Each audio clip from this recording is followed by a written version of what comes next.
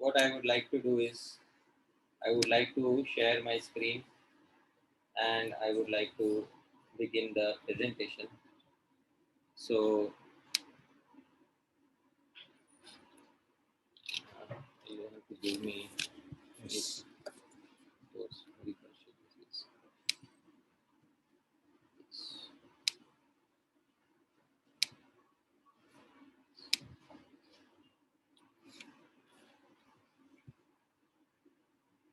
So thank you very much, dear devotees, once again. So we will begin with auspicious invocations. This is also known as Mangala Charan. We recite these prayers so that there can be auspiciousness at the beginning of our program. Most of us already know these verses. You can kindly sing along with me. ॐ ज्ञानतिमिरान्धस्य ज्ञानाञ्जनशलाकया चक्षुरुन्मीलितं येन तस्मै श्रीगुरवे नमः। श्रीचैतन्यमनोभीष्टं स्थापितं येन भूतले सोऽयं रूपः कदा मह्यं ददाति स्वपदान्तिकं। वन्देऽहं श्रीगुरो श्रीयुतपदकमलं श्रीगुरून् वैष्णवांश्च श्रीरूपं साग्रजातं सहगण रघुनाथान्वितं तं सजीवं साद्वैतं सावधूतं परिजनसहितं कृष्णचैतन्यदेवं श्रीराधाकृष्णपादान् सहगण ललिता श्रीविशाखान्वितांश्च नमः। ॐ विष्णुपादाय कृष्णप्रेष्ठाय भूतले श्रीमते भक्तिवेदान्त स्वामिन्निति नामिने नमस्ते सारस्वते देवे गौरवाणी प्रचारिणे निर्विशेष शून्यवादी पाश्चात्य देशतारिणे नमो महावदान्याय कृष्ण प्रेम प्रदायते कृष्णाय कृष्ण चैतन्य नाम्ने गौरद्विषे नमः। हे कृष्ण करुणा सिंधो दीनबंधो जगत्पते गोपेश गोपिका कांत राधा कांत नमोस्तुते तप्त कांचन गौरांगी राधे वृंदावनेश्वरी वृषभानुसुते देवी प्रणमामि हरिप्रिये वंशाकल्पतरुभ्यश्च कृपा सिन्धुभ्य एव च पतितानां पावनेभ्यो वैष्णवेभ्यो नमो नमः।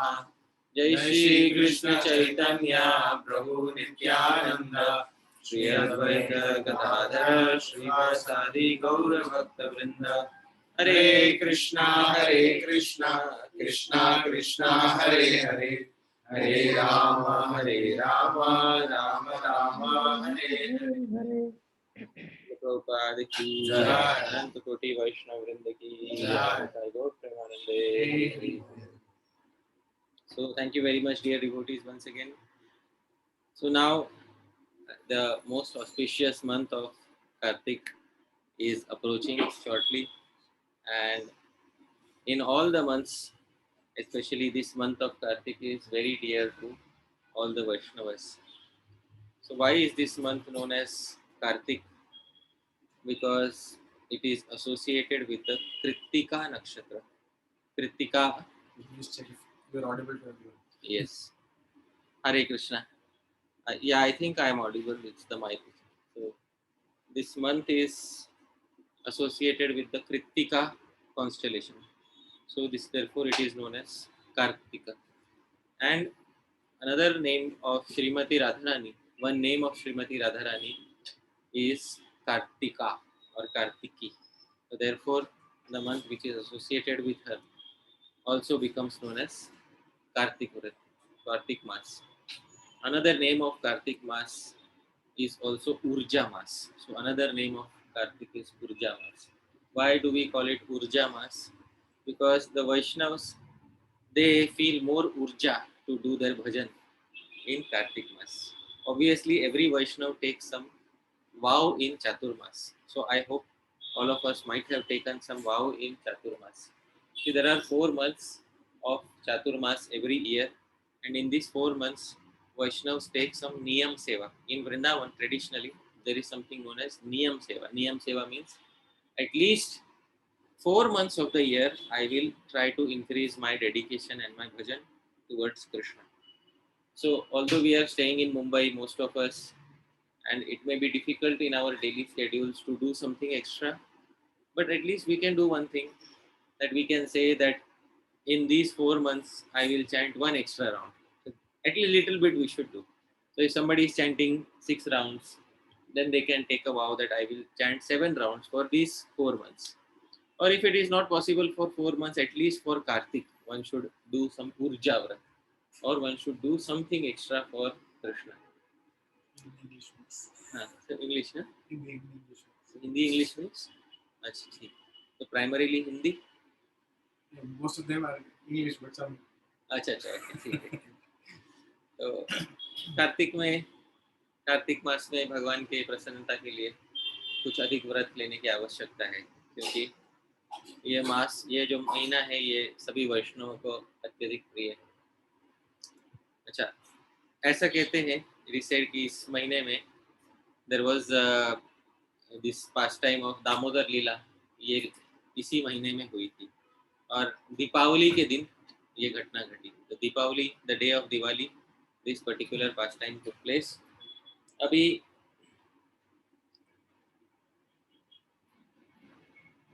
ऐसा है कि ये दामोदर मास के दिन वो भगवान को यशोदा मैया ने बांध के रखा था.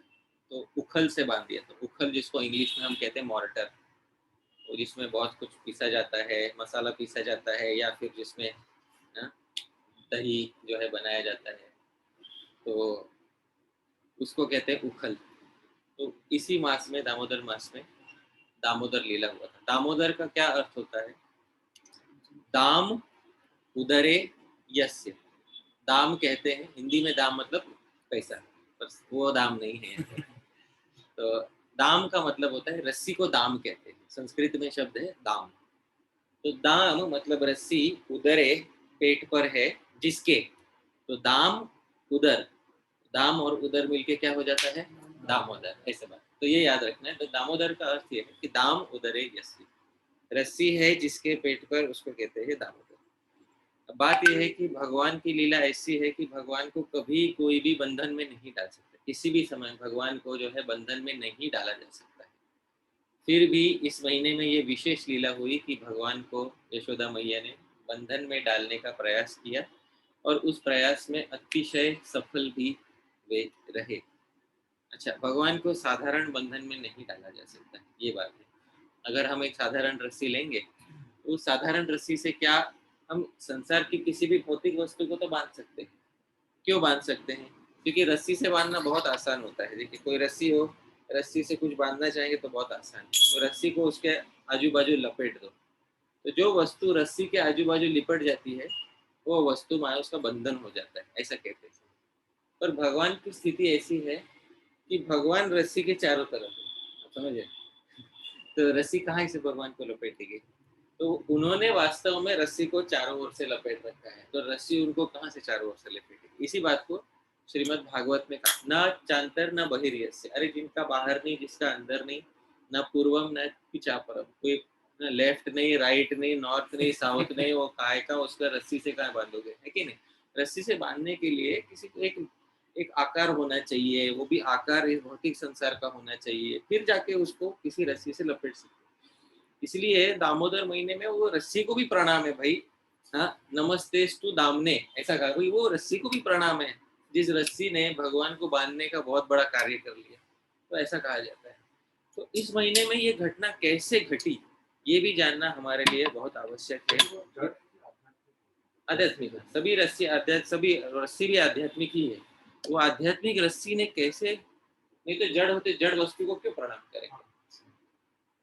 तो वो रस्सी भी आध्यात्मिक है. दामोदर लीला में, सभी भगवान की लीला में जो भी सभी वस्तुएं हैं, उनमें भौतिकता का जरा भी लेश नहीं, तो जरा भी भौतिक वस्तु नहीं है. सब चिन्मय वस्तु है, सब आध्यात्मिक वस्तु है. ये हमें समझना चाहिए. तो भगवान वास्तव में रस्सी से नहीं बंधे हैं, ये बात हमको आचार्यों ने बताई है. बंधनानि खलु संति बहूनि, प्रेम रज्जु दृढ़ बंधन माहु, दारु भेद निपुणोपि षडंग्रे, निष्क्रियो भवति पंकज कोश. बंधनानि खलु संति बहूनि, संसार में बहुत बंधन है, पर सबसे दृढ़ बंधन है प्रेम रज्जु दृढ़ बंधन माहु. पर प्रेम का जो रस्सी है, उससे जो बांधा है वो सबसे दृढ़ बंधन होता है। उसका एक दृष्टांत, एक उदाहरण देते हुए कहते हैं, दारू भेद निपुणों की षड अंग्री। तो ये जो भंवरा रहता है ना, वो भंवरा बड़े बड़े लकड़ी में भी डंक मार के छेद कर सकता है। उसमें इतनी ताकत रहती है। पर जब वही भंवरा पंकज कोश जब रात को कमल में बैठता है, उसमें से मधु जो है चखता है, और रात को कमल अपने आप बंद हो जाता है। तो चाहे तो वो कमल के पंखुड़ियों को फाड़ के बाहर निकल सकता है, लेकिन उसको वहाँ बहुत प्रेम मिलता है, वहाँ उसको शहद मिलता है, वहाँ उसको सोने का जगह मिलता है, सब कुछ मिलता है वहाँ पे। तो उसको कभी नहीं भेजता वो बंद कमल में सो जाता है, अगले सुबह जब वापस कमल खिलता है तभी उड़ता है। तो बंधन बहुत होते हैं, और इनमें से किसी बंधन से भगवान को नहीं बांधा जा सकता। वास्तव में भगवान कौन से बंधन से बंधे हैं? तो बात यह है कि भगवान जो है वो प्रेम जो है वो कारण है भगवान के बंधन का। ये इस महीने में हमें सीखना चाहिए। तो भगवान साधारण रस्सी से नहीं बन सकते। अब कथा क्या है? कथा के विषय में एक बात कही जाएगी कि इसमें प्रभुपाद जी जो है कृष्णा बुक में इस कथा को बताना आरंभ करते हैं। तो मैं इसको स्लाइड शो स्क्रीन पे दिखाऊंगा। तो प्रभुपाद जी कहते हैं कि वंस अपॉन अ टाइम, यहाँ इंग्लिश में लिखा हुआ है, एक बार ऐसा हुआ है कि यशोदा मैया अपने सभी सेवकों के साथ बहुत व्यस्त थी कुछ काम में, क्योंकि एक बहुत बड़ा उत्सव आने वाला था इसी कार्तिक मास में। अच्छा, कार्तिक मास में कौन सा उत्सव आता था? आज जिसको गोवर्धन पूजा कहते हैं, लेकिन पहले उसको गोवर्धन पूजा नहीं कहते थे। क्या कहते थे? किसको मालूम है क्या कहते थे गोवर्धन पूजा से पहले? इंद्र पूजा कहते थे। क्या कहते थे? इंद्र पूजा। इंद्र, क्योंकि नंद महाराज का ये जो है वार्षिक नियम था कि हर साल उसी समय, जिस समय हर साल गोवर्धन पूजा मनाई जाती है, गोवर्धन पूजा से पहले क्या मनाया जाता था? इंद्र पूजा का महोत्सव मनाया जाता था।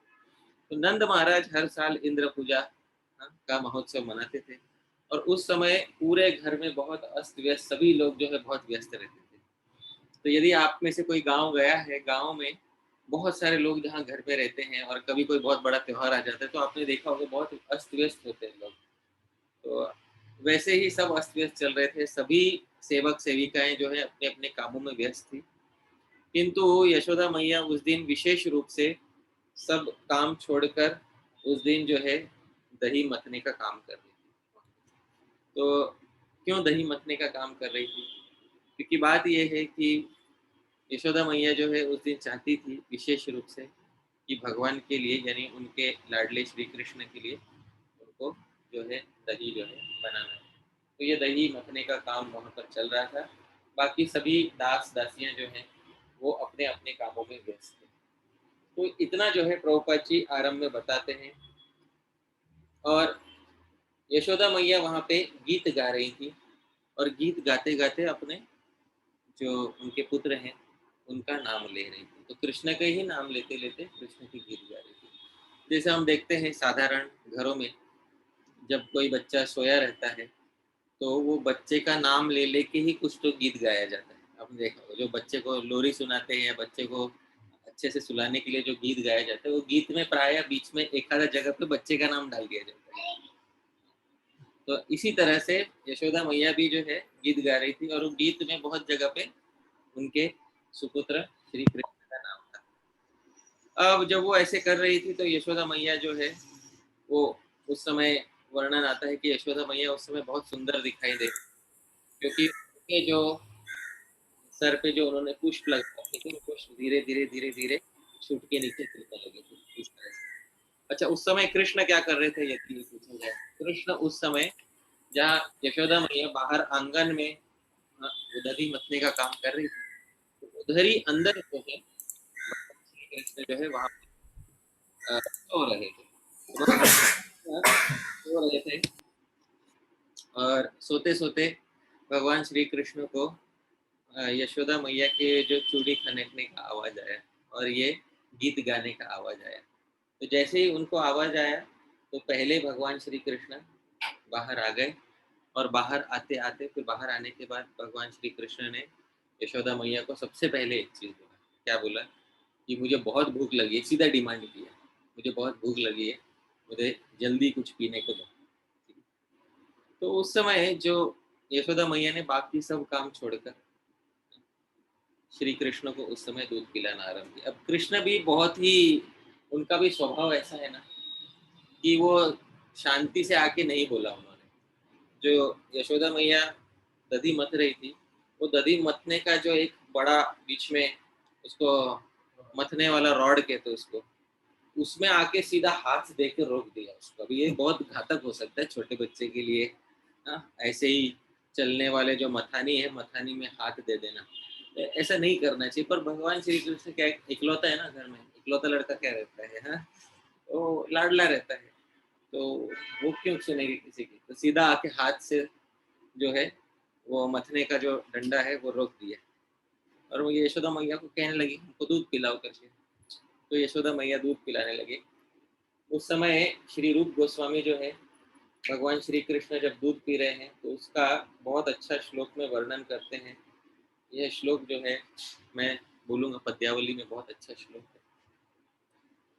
अर्धोन्मीलितलोचनस्य पिबत पर्याप्तमेकं स्तनम् सद्यः प्रस्तुतदुग्धदिग्धमपरं हस्तेन सम्मार्जत मात्रा चाङ्गुलिलालितस्य वदने स्मेरायमाने मुहुः विष्णो क्षीरकणोरुधाम धवला दंतद्युतिः पातु वा। तो भगवान कृष्ण भी आधे नींद में है क्योंकि जस्ट अभी बाहर आए। तो रूप गोस्वामी बोलते अर्धोन्मीलितलोचनस्य, आधे तो बंद है इनके नेत्र। हाँ, पिबत और पी रहे हैं, पी माता का स्तन पान कर रहे हैं। पर्याप्तमेकं स्तनम, रूप गोस्वामी बोलते हैं एक ही स्तन पर्याप्त है, काफी है पीने के लिए। हाँ, फिर भी क्या है ना, सारा दूध मेरा है, ये भावना भगवान के हृदय में। तो सद्य प्रस्नुत दुग्ध दिग्धम अपरम, तो देखा कि माता के दूसरे स्तन से भी दूध बहा जा रहा है। तो भगवान को अच्छा नहीं लगा कि हमारा दूध वेस्ट हो रहा है। तो हस्ते न सम्मार्जत, तो अपने दूसरे हाथ से ना उसको हाँ पोंछने लगे कि भाई वेस्ट नहीं। तो माता को लगा कि भाई हम फैला, तो मात्रा चांगुलिलालितस्य, तो माता ने भी क्या किया, ये नहीं थोड़ी उस पे भगवान को ऐसा फैलाने लगे। तो तुरंत जो है भगवान भी मुस्कुराए, जैसे ही माता ने नीचे ऐसा कुछ कर तो मुस्कुराए, और मुस्कुराए तो सिर्फ दो ही दांत दिखे उस समय। कितने दांत थे भगवान के? दो ही दांत। विष्णु क्षीर कणोरुधाम धवला, अब ये भगवान विष्णु जो है, वास्तव में भगवान विष्णु है, और उनके दांत जो है वो क्षीर सागर से भी ज्यादा चमकीले दिखाई दिए। भगवान के ऐसे दांत जो है आप सबकी रक्षा करे, पातु वा।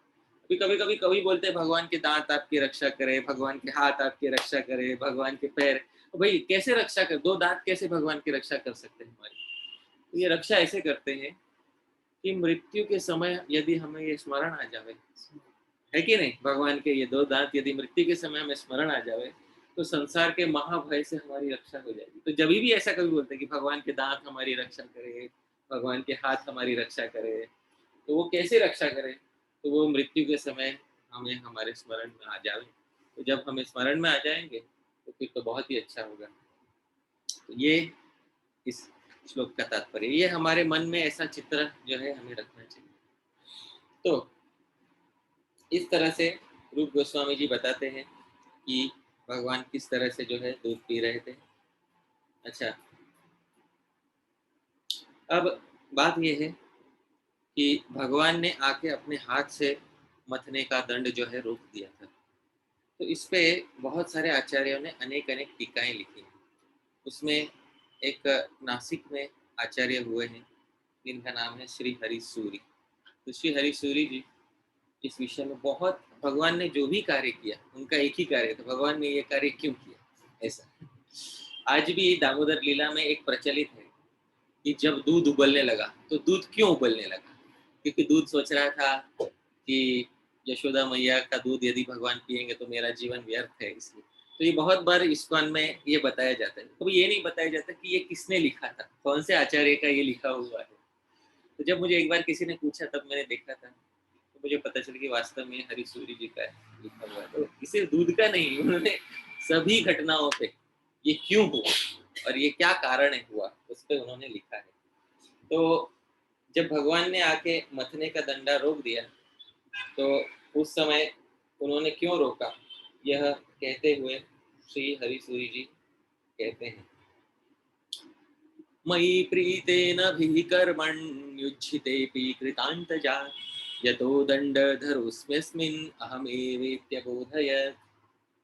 तो बोलते हैं, हरि सूरी जी बोलते हैं, भगवान ने डंडा रोक के क्या समझाया सबको, ये बात सभी लोग, सभी भक्त लोग सुनो।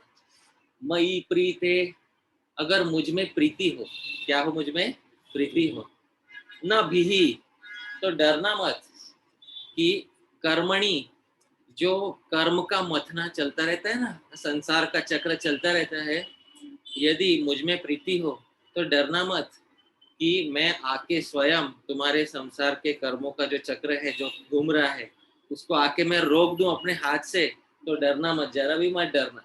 हाँ, अरे डरना क्यों नहीं, इस संसार में होता है सबका कुछ ना कुछ ड्यूटी होता है कि नहीं होता, कर्तव्य होता है कि नहीं। हाँ, जैसे पिता का पुत्र के प्रति, पुत्र का माता पिता के प्रति, हमारा समाज के प्रति, और यदि हम वो नहीं करेंगे तो हमको दंड भुगतना पड़ेगा कि नहीं अगले जन्म में, हाँ या नहीं। यदि हम अपने अपने कर्तव्य ना करें, हर कोई अपना कर्तव्य करना बंद कर दे, तो उसका दंड हमको अगले जन्म में भुगतना पड़ेगा कि नहीं, हाँ। और दंड देने वाले इस पूरे संसार में सबसे बड़े दंड देने वाले कौन है, कौन बता सकता है, यमराज। और यमराज के हाथ में क्या रहता है, दंड रहता है। तो भगवान बोले नहीं डरना, अगर मैंने रोका है ना तुम्हारे कर्मों के इस मथने को, तो डरना मत, क्योंकि यमराज भले ही दंड धरता हो पर आज मैं दंड धर दूं। जब यमराज देखेंगे कि दंडधर कौन है यहाँ पर, भगवान श्री कृष्ण स्वयं, तो बिल्कुल डरने की आवश्यकता नहीं होगी। तो इस तरह से हरि सूरी जी समझाते कि भगवान के वो दंड को धरने के पीछे क्या कारण है, कि भगवान इस संसार में, भौतिक संसार में भक्त लोग बहुत सारे कार्यों में लगे रहते हैं। जैसे यशोदा मैया घर के कार्यों में लगी, यशोदा मैया संसार के कार्य में, संसार का एक मतलब होता है घर, तो यशोदा मैया अपने संसार के कार्यों में लगी हुई थी, लेकिन भगवान ने आके उनके संसार के कार्यों को रोक दिया। उसी तरह से भक्त भी संसार के कार्यों में लगे रहते, पर कभी कभी भगवान किसी भक्त विशेष के संसार के कार्यों को क्या कर देते हैं, रोक देते हैं। जैसे प्रभुपाद जी का भी बहुत बड़ा बिजनेस था, बहुत सारा चल रहा था, लेकिन प्रभुपाद जी के कार्यों को, जो उनका बिजनेस चल रहा, भगवान ने अपने हाथ से रोका कि नहीं नहीं, तुम ये सब कार्य के लिए नहीं हो, तुम प्रचार कार्य के लिए बने हो। तो उसमें डरने की कोई आवश्यकता है क्या, हमारे कर्तव्य पूरे नहीं हुए, बिल्कुल डरने की आवश्यकता नहीं, क्योंकि दंडधर इस समय यमराज नहीं है, दंडधर कौन है इस समय, साक्षात श्री कृष्ण ही, ये भगवान ने बहुत अच्छा, बहुत मधुर मधुर समझा है, धीरे धीरे और भी हम देखेंगे।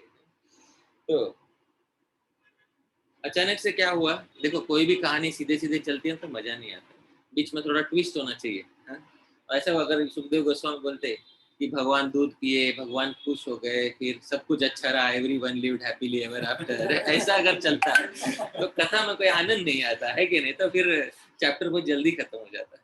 तो बात यह है कि उस समय थोड़ा ट्विस्ट आया। तो जैसे ही यशोदा मैया दूध पिला रही थी, अचानक से अंदर भी दूध रखा हुआ था गर्म करने के लिए, तो जो अंदर रखा हुआ था दूध गर्म करने के लिए, चूल्हे पर, उस समय गैस नहीं था, चूल्हे पर जो दूध रखा हुआ था, वो चूल्हे पर जो दूध है उबल के गिरने लगा।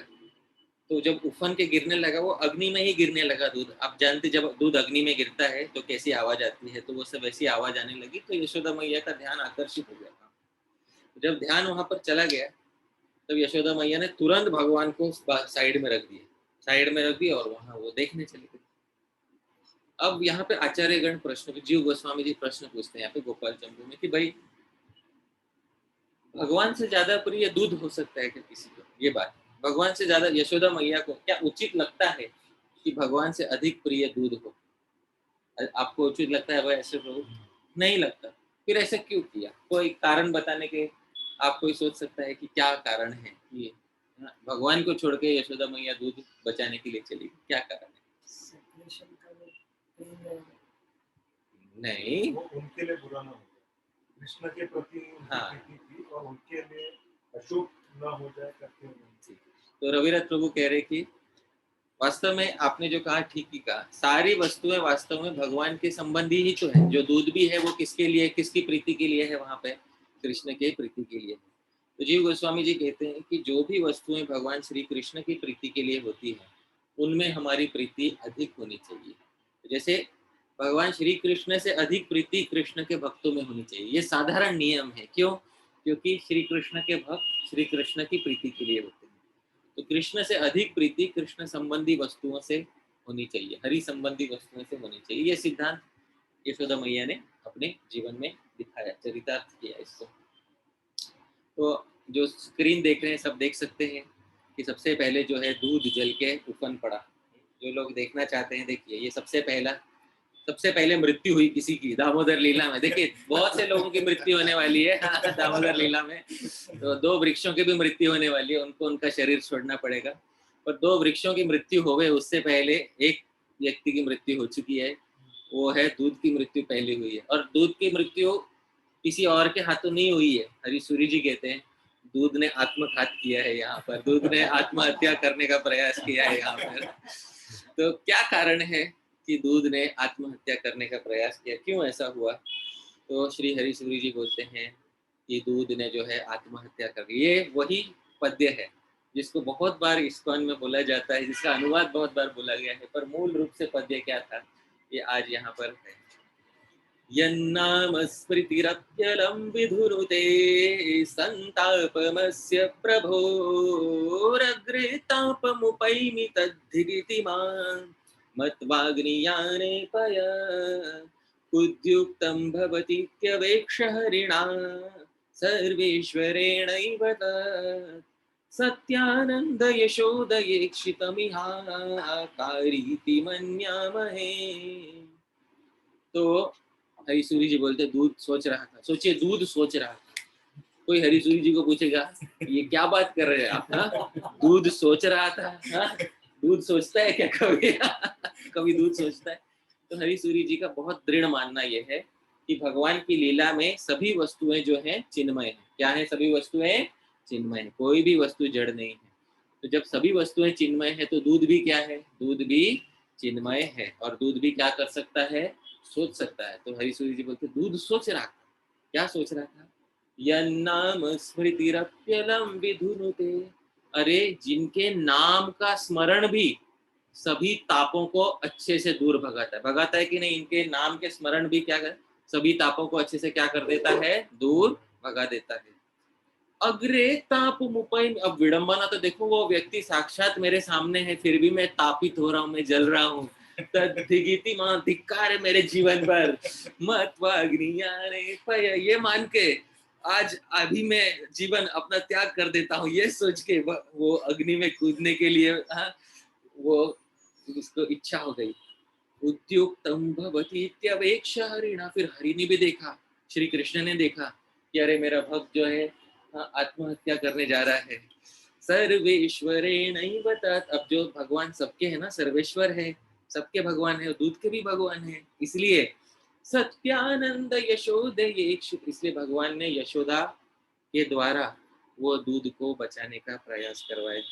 मन्याम है, यह ऋषि बोलते पर ये भगवान ने हमारे हृदय में इस विषय में यह स्फूर्ति दी है। सब स्फूर्ति जो है उन्होंने ग्रंथ के आरंभ में लिखा है कि भगवान ने हमारे हृदय में कुछ कुछ स्फूर्ति दिया, उसको हम लिखने का प्रयास करें। बहुत अच्छा लिखा है।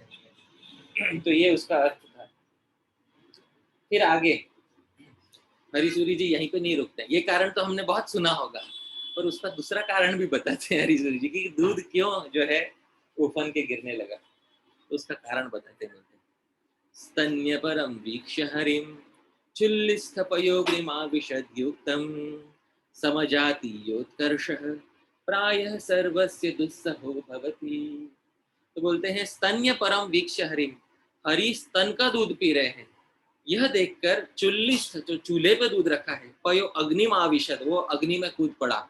युक्तम, ये ठीक ही हुआ। हरीसूरी बोलते ये क्या हुआ? ये एकदम ठीक ही हुआ। अच्छा क्यों? समजातीयोत्कर्ष। अरे एक गुरु भाई का उत्कर्ष देख के दूसरा गुरु भाई क्या करने लगता है? जलने लगता है कि नहीं? हाँ, दोनों एक ही जाति के तो हैं। ये भी क्या है? दूध है। वो भी क्या है? दूध ही तो है। तो एक दूध इतना ऊंचा पहुंच गया कि साक्षात भगवान पी रहे हैं, तो दूसरा दूध उसका उत्कर्ष देखे क्या करने लगा, जलने लगा। तो समजाति उत्कर्ष तो समान जाति वाला गुरु भाई दूसरे का उत्कर्ष देखकर जलने लगा। प्रायः सर्वस्य दुस्सहो भवति, बोले इस संसार में ऐसा ही तो होता है, हाँ? कि एक गुरु भाई जब थोड़ा ऊपर पहुंच जाता है तो दूसरा गुरु भाई उसको देख के क्या होने लगता है, जलने लगता है। तो ये यहाँ पे वैसा ही हुआ और ये ठीक ही हुआ ऐसा श्री हरिश्चंद्र जी बोलते हैं। ठीक है, अब देखिए भगवान उस समय एकदम क्रोधित हो गए। यशोदा मैया छोड़ के चली गई तो उग्रम वीरम महाविष्णु नहीं, उग्रम वीरम लघु विष्णु वहां पर हमें देखने को मिले, उग्रम वीरम लघु विष्णु देखने को मिले। तो प्रभुपाद जी लिखते हैं कि कृष्णा बिकेम वेरी एंग्री, भगवान इतने गुस्सा हो गए कि भगवान ने खुद को आहत कर लिया। He pressed his teeth against his lips, अपने दांतों को अपने नीचे वाले होठ को शास्त्र में अधर कहते हैं। क्या कहते हैं? अधर। अपने दांतों से अपने अधर को चबाया और अपने अधर को चबा के फिर एक बड़ा पास में एक पत्थर रखा था, पत्थर से वो जो मटका रखा था जिसमें सारा बनाया हुआ दही था सब फोड़ दिया। सब जगह महोत्सव हो गया दही का। जीव गोस्वामी सब जगह दही महोत्सव वहीं पे भगवान ने, और उसमें भगवान के पैर जो है ना, उसमें पैर छपाछप कर जो बहुत आनंद आता है। ऐसे इनकी लीला थी बहुत वहां पे। हाँ, वो ये करने लगे और फिर डर के भाग गए वहां से। आप समझ रहे, इतना बड़ा सब फैल के डर के भाग गए। अब डर के भाग गए, लेकिन जिस दधी, जीव गोस्वामी कहते हैं जिस दधी का अपराध किया था, हाँ, वो दधी ही साक्षी बन के रहा। आप समझ रहे हैं? जिसका अपराध करते वही तो साक्षी बनता है। हाँ, तो दधी कैसे साक्षी बना? क्योंकि जब भगवान भागे तो उनके पैरों में जो लगा था वो किस दिशा में भागे हैं, वो यशोदा मैया को कैसे मालूम पड़ा? क्योंकि पैर में जो दही के निशान थे वो दही के निशान से ही मालूम पड़ा। तो जिसका अपराध होता है प्राय वही कोर्ट में साक्षी बनकर जाता है। तो जीव गोस्वामी जी बोलते हैं कि यही यहाँ पर यही हुआ। तो लेकिन भगवान ने अपनी क्षति कर ली। देखिए भगवान गुस्से में खुद की क्षति कर बैठे हैं।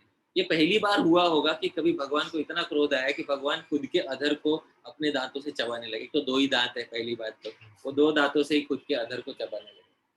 तो उस समय ये जो है आप देख सकते हैं भगवान की ये ऐसी लीला वहां पर हुई है। तो यहाँ पर भी जो है हरी सूरी जी शांत नहीं बैठेंगे, बोलेंगे देखो देखो रुको रुको, बहुत बड़ा काम हो गया है। भगवान ने क्या किया? भगवान ने अपने आप को ही ये कर लिया है। भगवान ने अपने अधर को जो है चबा लिया है। तो इसके पीछे क्या कारण है? क्या कारण है कि भगवान ने अपने अधर पर ही अपना गुस्सा निकाला कि नहीं? अपने अधर पर ही गुस्सा। तो हरी सूरी जी बोलते बहुत सिंपल बात है, मेरा एक पद्य सुनो, मैं पूरा कारण समझाता हूँ कि अधर पे ही क्यों गुस्सा निकाला। धराश्रितमिहाधुना यदि करोमि मेरुत्फलम् गमिष्यति ततो न किं विफलभावमात्मवृतम् धराक्षितिरियं जनन्यपि तथेति किं वासत सुखार्पणधृतव्रतो कृतकिलाधरैकाश्रितम्। बहुत अच्छा से, मतलब ऐसे गंगा प्रवाह की तरह संस्कृत है इनका। इन्होंने पूरे संस्कृत व्याकरण छंद न्याय मीमांसा में पूरे मास्टर थे। लेकिन ये ऋग्वेदी देशस्थ ब्राह्मण है, लेकिन सब कुछ सीखने के बाद इन्होंने एक ही ग्रंथ पढ़ा जीवन में, आज जीवन श्रीमद् भागवत ही पढ़ना। रोज इनका व्रत था 12 अध्याय श्रीमद् भागवत के पढ़ने का, जिसके पहले ये पहला निवाला नहीं लेते थे। इनका रोज का व्रत था कि ये 12 अध्याय पढ़ने के पहले ही दिन का पहला निवाला लेंगे।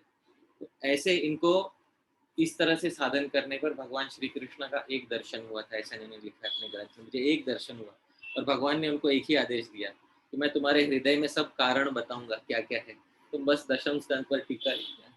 तो उन्होंने वो कार्य भगवान के लिए करके दिया। तो बोलते क्या कारण? तो ऋषि जी बहुत आसान है। जब हमको क्रोध आता है, जब हम सबको क्रोध आता है तो हम उस क्रोध को निकालते हैं, क्रोध का फल निकालते हैं। जैसे क्रोध है मुझे, तो ये मोबाइल उठा के मैं पटक, है कि नहीं? आप सब में से किस किस को क्रोध आने पे आपने पटका है जमीन पे? पटका है कि नहीं पटका? सबने पटका होगा कभी ना कभी, है ना? तो हम क्या करते हैं? अपने क्रोध का फल निकालते हैं। तो भगवान श्री कृष्ण सोच रहे थे धराश्रितमिहाधुना यदि करोमि मेरुत्फलम्, रुट कहते हैं रोष को, गुस्से को। मेरे गुस्से को यदि मैं धरा पर निकाल दूं, किस पे निकाल दूं मैं? धरा। धरा किसको कहते हैं? पृथ्वी को। हम सब जो गुस्सा आता है हम अपने गुस्सा किस पे निकालते हैं? धरा पर निकालते हैं। तो भगवान सोचे कि यदि मैं अपने गुस्से को धरा आश्रित कर दूं, क्या कर दूं? अपने गुस्से को धरा आश्रित, मतलब धरा पर निकाल दूं अपने गुस्से को। गमिष्यति ततो किम विफल भावमात्मव्रतम, अरे मेरा खुद का लिया हुआ व्रत विफल हो जाएगा, क्योंकि इस संसार में मैं क्यों आया था? मैं पृथ्वी की रक्षा करने के लिए ही तो आया था, है कि नहीं? हाँ, दशम स्कंद में पहले बताते कि पृथ्वी आई थी भगवान के पास प्रार्थना करने के लिए कि आप हमारी रक्षा कीजिए। तो भगवान सोच रहे ये पत्थर जो है मैंने मारा, सब ठीक है, अभी ये अगर मैं अपना गुस्सा, खुद का गुस्सा जो है, पत्थर तो मैंने मटके पे गुस्सा निकाल दिया, अब बाकी अगर भूमि पे गुस्सा निकालूंगा तो मेरा व्रत विफल हो जाएगा। ऊपर से धरा क्षितिर इयम जननी अपी, और धरा तो एक जननी भी होती है कि नहीं? हाँ? और अपनी ही जननी पर अपना क्रोध निकालना उचित होता है या अनुचित होता है? अनुचित होता है, ये बात है। इसलिए भगवान ने सोचा मैं अपने क्रोध को धराश्रित नहीं करूंगा। क्या नहीं करूंगा? धराश्रित नहीं करूंगा, मैं अपने क्रोध को अधराश्रित करूंगा। आप समझ रहे हैं? अधर आश्रित को, धराश्रित नहीं करूंगा, अपने क्रोध को क्या करूंगा? अधराश्रित, यानी नॉट धराश्रित, यानी अधर का दूसरा मतलब होता है निचला होठ, अधराश्रित करूंगा। इसलिए भगवान ने ये सोचा कि उस समय मैं अपने क्रोध को किस पे निकालूंगा? धरा पे नहीं निकाल, अधरा यानी अधरों पे निकाल कर मैं संतुष्ट होऊंगा। ये इस श्लोक का तात्पर्य है। तो हरीश्वरी जी बोलते हैं इसमें कोई भी ये मत होना, हाँ, इसमें विचित्रता की कोई बात नहीं, सरप्राइज मत हो। यशोदया विहीनस्य पुंसः स्यादिदृगेव हि कृत्य जातम् इति व्यक्तं कृष्णेनादर्शितच्छलात्। यशोदया विहीनस्य, जो यशोदा से विहीन हो गया है, किससे विहीन हो गया है? यशोदा से। यशोदा दूर चली गई है जिससे, उसके तो कार्य ऐसे ही होंगे। दूसरा अर्थ, यशो दया विहीनस्य, जिसके जीवन से यश और दया निकल गए हैं, उसके कार्य ऐसे ही तो होंगे वो क्रोधी तो करेगा जीवन में। यशो दया विहीनस्य पुंसः स्यादिदृगेव हि, यशो, इसमें यशो दया जो है, इसका एक मतलब है माता यशोदा से विहीन, ये भगवान कृष्ण के लिए ये अर्थ है। और साधारण संसार में यशो दया विहीन, जो भी व्यक्ति यश और दया से विहीन हो जाता है, मतलब जिससे यश और दया दूर चले जाते हैं, वो इसी प्रकार तो क्रोध करता है। तो इसमें कौन से अचरज की बात है? इस प्रकार श्री हरीश्वरी जी। तो ऐसे बहुत सारे यहाँ पर उन्होंने जो है अपने वाक्य बताए हैं। तो जैसे ही भगवान ने अपना जो है मक्खन उसमें से निकाला और एक स्थान पर बैठकर अकेले खाने लगे। देखो, चोरी करने वाला मनुष्य ऐसे एक जगह पर बैठ के खाने लगता है, उसको ना दूसरे लोगों को दिखाना अच्छा नहीं लगता। पहले कैसे गांव भर भर के दिखाकर खाते थे, आज वैसा काम नहीं करें, आज एक जगह पर बैठकर खाएंगे। क्यों? क्योंकि आज चोरी किया है ना, इसीलिए। और जीव गोस्वामी जी कहते हैं कि चोर को पकड़ने वाले को तो 2 नेत्र होते हैं, और चोरी करने वाले को 100 नेत्र रहते हैं। ये बात है, चोरी करने वाला सब दिशा में दिखता है। तो उसी तरह से भगवान चोरी करने के बाद एक जगह पर जाकर बैठकर खाने लगे, और आंखों में, प्रभुपाद जी लिखते हैं, आंखों में ऐसे झूठ मूठ के आंसू बनाकर रोने लगे। तो ये नाटक हमेशा चलता था, भगवान की आदत था ये, इस तरह से ही करना है, कैसे विक्टिम बनना है ये अगर सीखना है किसी से, तो इसमें ये प्राइम उदाहरण ये है इनसे सीखना है कि कैसे विक्टिम, एक तो गलती भी खुद करना, ऊपर से विक्टिम भी खुद ही बनना। हाँ, तो इस तरह से ये भगवान ने यहाँ पर क्रिया दिखाई है। तो जब यशोदा मैया वापस आई तो उन्होंने देखा कि अरे सब जगह दही का महोत्सव हो गया यहाँ पर। तो यशोदा मैया को समझ में आ गया कि ये किसका काम है, लेकिन यशोदा मैया सिर्फ थोड़ी सी मुस्कुराई, उनको कैसे ज्यादा क्रोध नहीं आया। तो यशोदा मैया हंसी, तो उसका क्या कारण था? तो उसका कारण था कि हरीसूरी जी बोलते हैं, निरर्थकम दुग्धमिदं प्रयातीति आसां सयत्ना हमिवावनेस्य ततोधिको भूव्यय एष चित्रां आलक्ष्य सादैव गतिं जहास।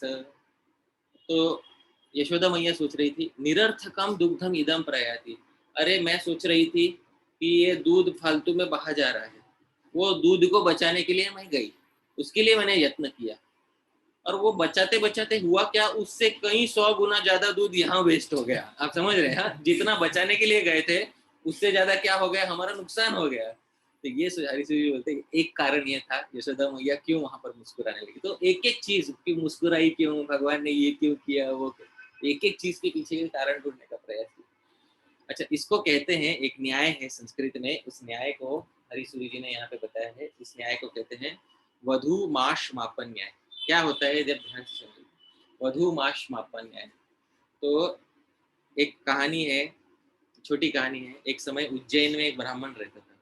उस ब्राह्मण ने एक व्रत लिया कि हर द्वादशी को मेरे घर पे जो भी आएगा उसको एक मुट्ठी भर के माश यानी राजमा मैं दान दूंगा, एक मुट्ठी भर के राजमा दूंगा द्वादशी को जो भी आएगा मेरे घर।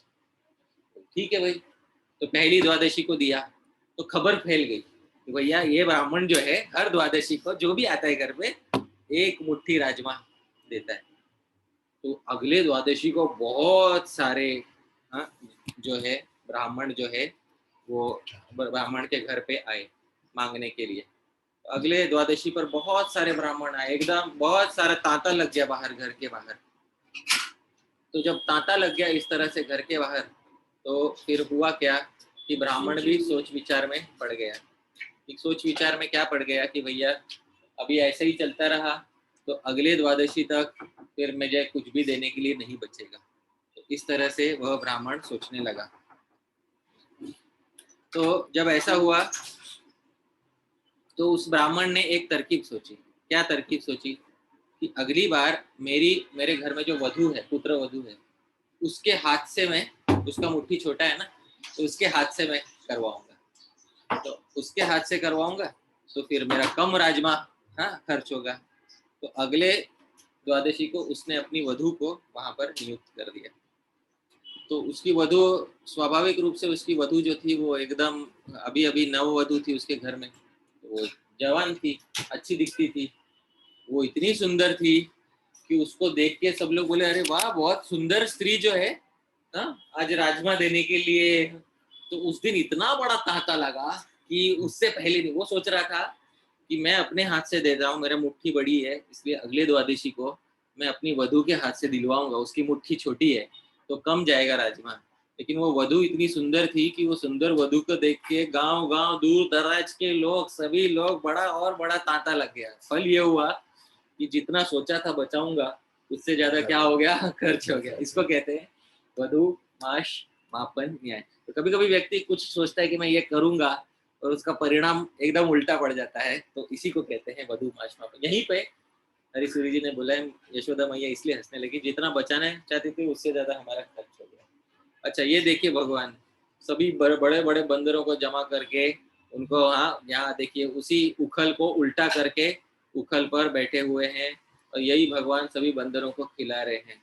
उस समय हरीश्वरी जी बोलते हैं, यहाँ पे नहीं बताया गया है, यहाँ पे बस प्रभुपाद जी का वाक्य मैं बता रहा हूँ कि ना ये हमारे रॉबिन हुड जो है, आपने रॉबिन हुड के बारे में सुना होगा कि भैया अमीरों से चोरी करके गरीबों में बांटता था। और वो तो बहुत बाद में आया, 5000 साल पहले एक रॉबिन हुड आया था जिसने अपने ही घर में, वो अभी ये जो नया वाला रॉबिन हुड है वो अपने घर में चोरी नहीं करता था। ये चैरिटी बिगिंस एट होम वाला काम जो है ये इन्होंने करके दिखाया है। अपने ही घर से शुरुआत किया चोरी और बेचारे जो गरीब बंदर थे उनको खिलाना आरंभ किया है। यहाँ पे हरीश्वरी जी पे बोलते हैं कि भगवान सोच रहे थे अरे त्रेता युग में बहुत सेवा कराया, इनसे कुछ दिया नहीं इनको बदले में अब द्वापर युग आ गया है, अब की बार भी नहीं दूंगा तो मेरा नाम जो है बदनाम हो जाएगा, इसलिए अब की बार तो कुछ अपने हाथ से खिला देता हूँ। इसलिए भगवान ने अपने हाथ से सबको खिलाया। तो बहुत अच्छा सब लीला में इतना मधुर बताया है कि आपको लीला सुनते सुनते बहुत अच्छा आनंद आ जाएगा। पूरी लीला आपके लिए बदल जाएगी, हर चीज में क्यों किया भगवान ने वो आपको स्मरण आने लगेगा। तो ये सुखदेव गोस्वामी जी बताते हैं कि किस तरह से भगवान वहां पर ये यहाँ पर सबको माखन बांट रहे थे। अच्छा, तो वहां पे आप देख सकते हैं चित्र में पीछे यशोदा मैया देख रही है, खिड़की में से झांक के देख रही है। तो यशोदा मैया देख रही थी और जैसे ही यशोदा मैया पीछे से आई, धीरे धीरे धीरे धीरे अपने हाथ में लकड़ी लेकर आई, वैसे ही भगवान ने देख लिया। क्योंकि जीव गोस्वामी बोलते हैं चोर के 100 आंखें रहती है, पकड़ने वाले के 2 आंख रहे तो भी चोर की कितनी आंख रहती है, 100 आंख रहती है। फिर देखो उसके बाद तुरंत ही क्या हुआ, देखो ये हुआ, भगवान भागने लगे और यशोदा मैया पीछे पीछे भागने लगी। अब देखिए भगवान को कहते हैं उग्रम वीरम महाविष्णुम, हाँ, ज्वलंतम सर्वतोमुखम। ये सब होगा वृंदावन के बाहर होंगे, वृंदावन के अंदर जो है ना ये सब नहीं चलता है। हाँ, अब ये चित्र देखिए, इस चित्र में भगवान उग्रम दिख रहे हैं कि अनुग्रम दिख रहे हैं? कैसे दिख रहे हैं? अनुग्रम। अच्छा, वीर दिख रहे हैं कि अवीर दिख रहे हैं? अवीर दिख रहे हैं। अच्छा, महाविष्णु दिख रहे हैं कि लघु विष्णु दिख रहे हैं? यहाँ पे लघु विष्णु दिख रहे हैं। अच्छा, सर्वतोमुखम, उनका चेहरा सभी दिशाओं में है।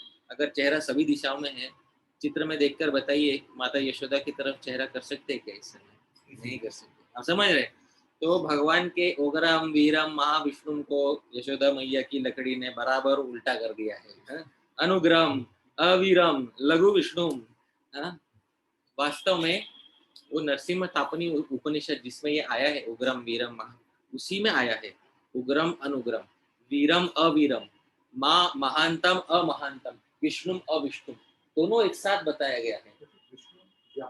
हाँ, अव्याप्तता के बारे में बताया, तो विष्णुम अविष्णुम सब एक साथ बताया गया है। मतलब हाँ, विरोधी गुण एक ही जगह पे उसी उपनिषद में बताए गए हैं, तो वो यहाँ पर दिखाई देते हैं। उग्र भी है लेकिन अनुग्र भी है, महाविष्णु भी है लेकिन लघु विष्णु भी है। ऐसा इस तरह से यहाँ पर बताया है, इसी लीला में वह देखने को मिला है।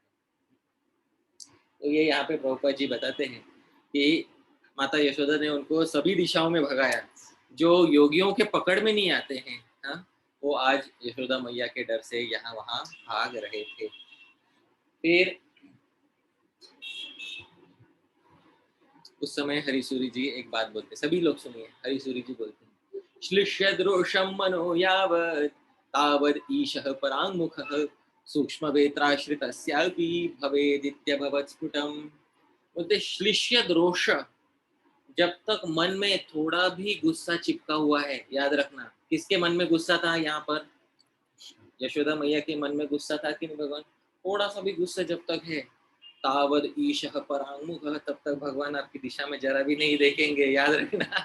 जब तक आपके मन में भगवान के प्रति थोड़ा भी क्या है, क्रोध है, तब तक ईश्वर परांगमुख होकर रहेंगे। सूक्ष्म वेत्राश्रित, भले ही आपने सूक्ष्म वेत्र पकड़ रखा हो, सूक्ष्म वेत्र मतलब यशोदा मैया ने छोटे क्या पकड़ रखा था? लकड़ी पकड़।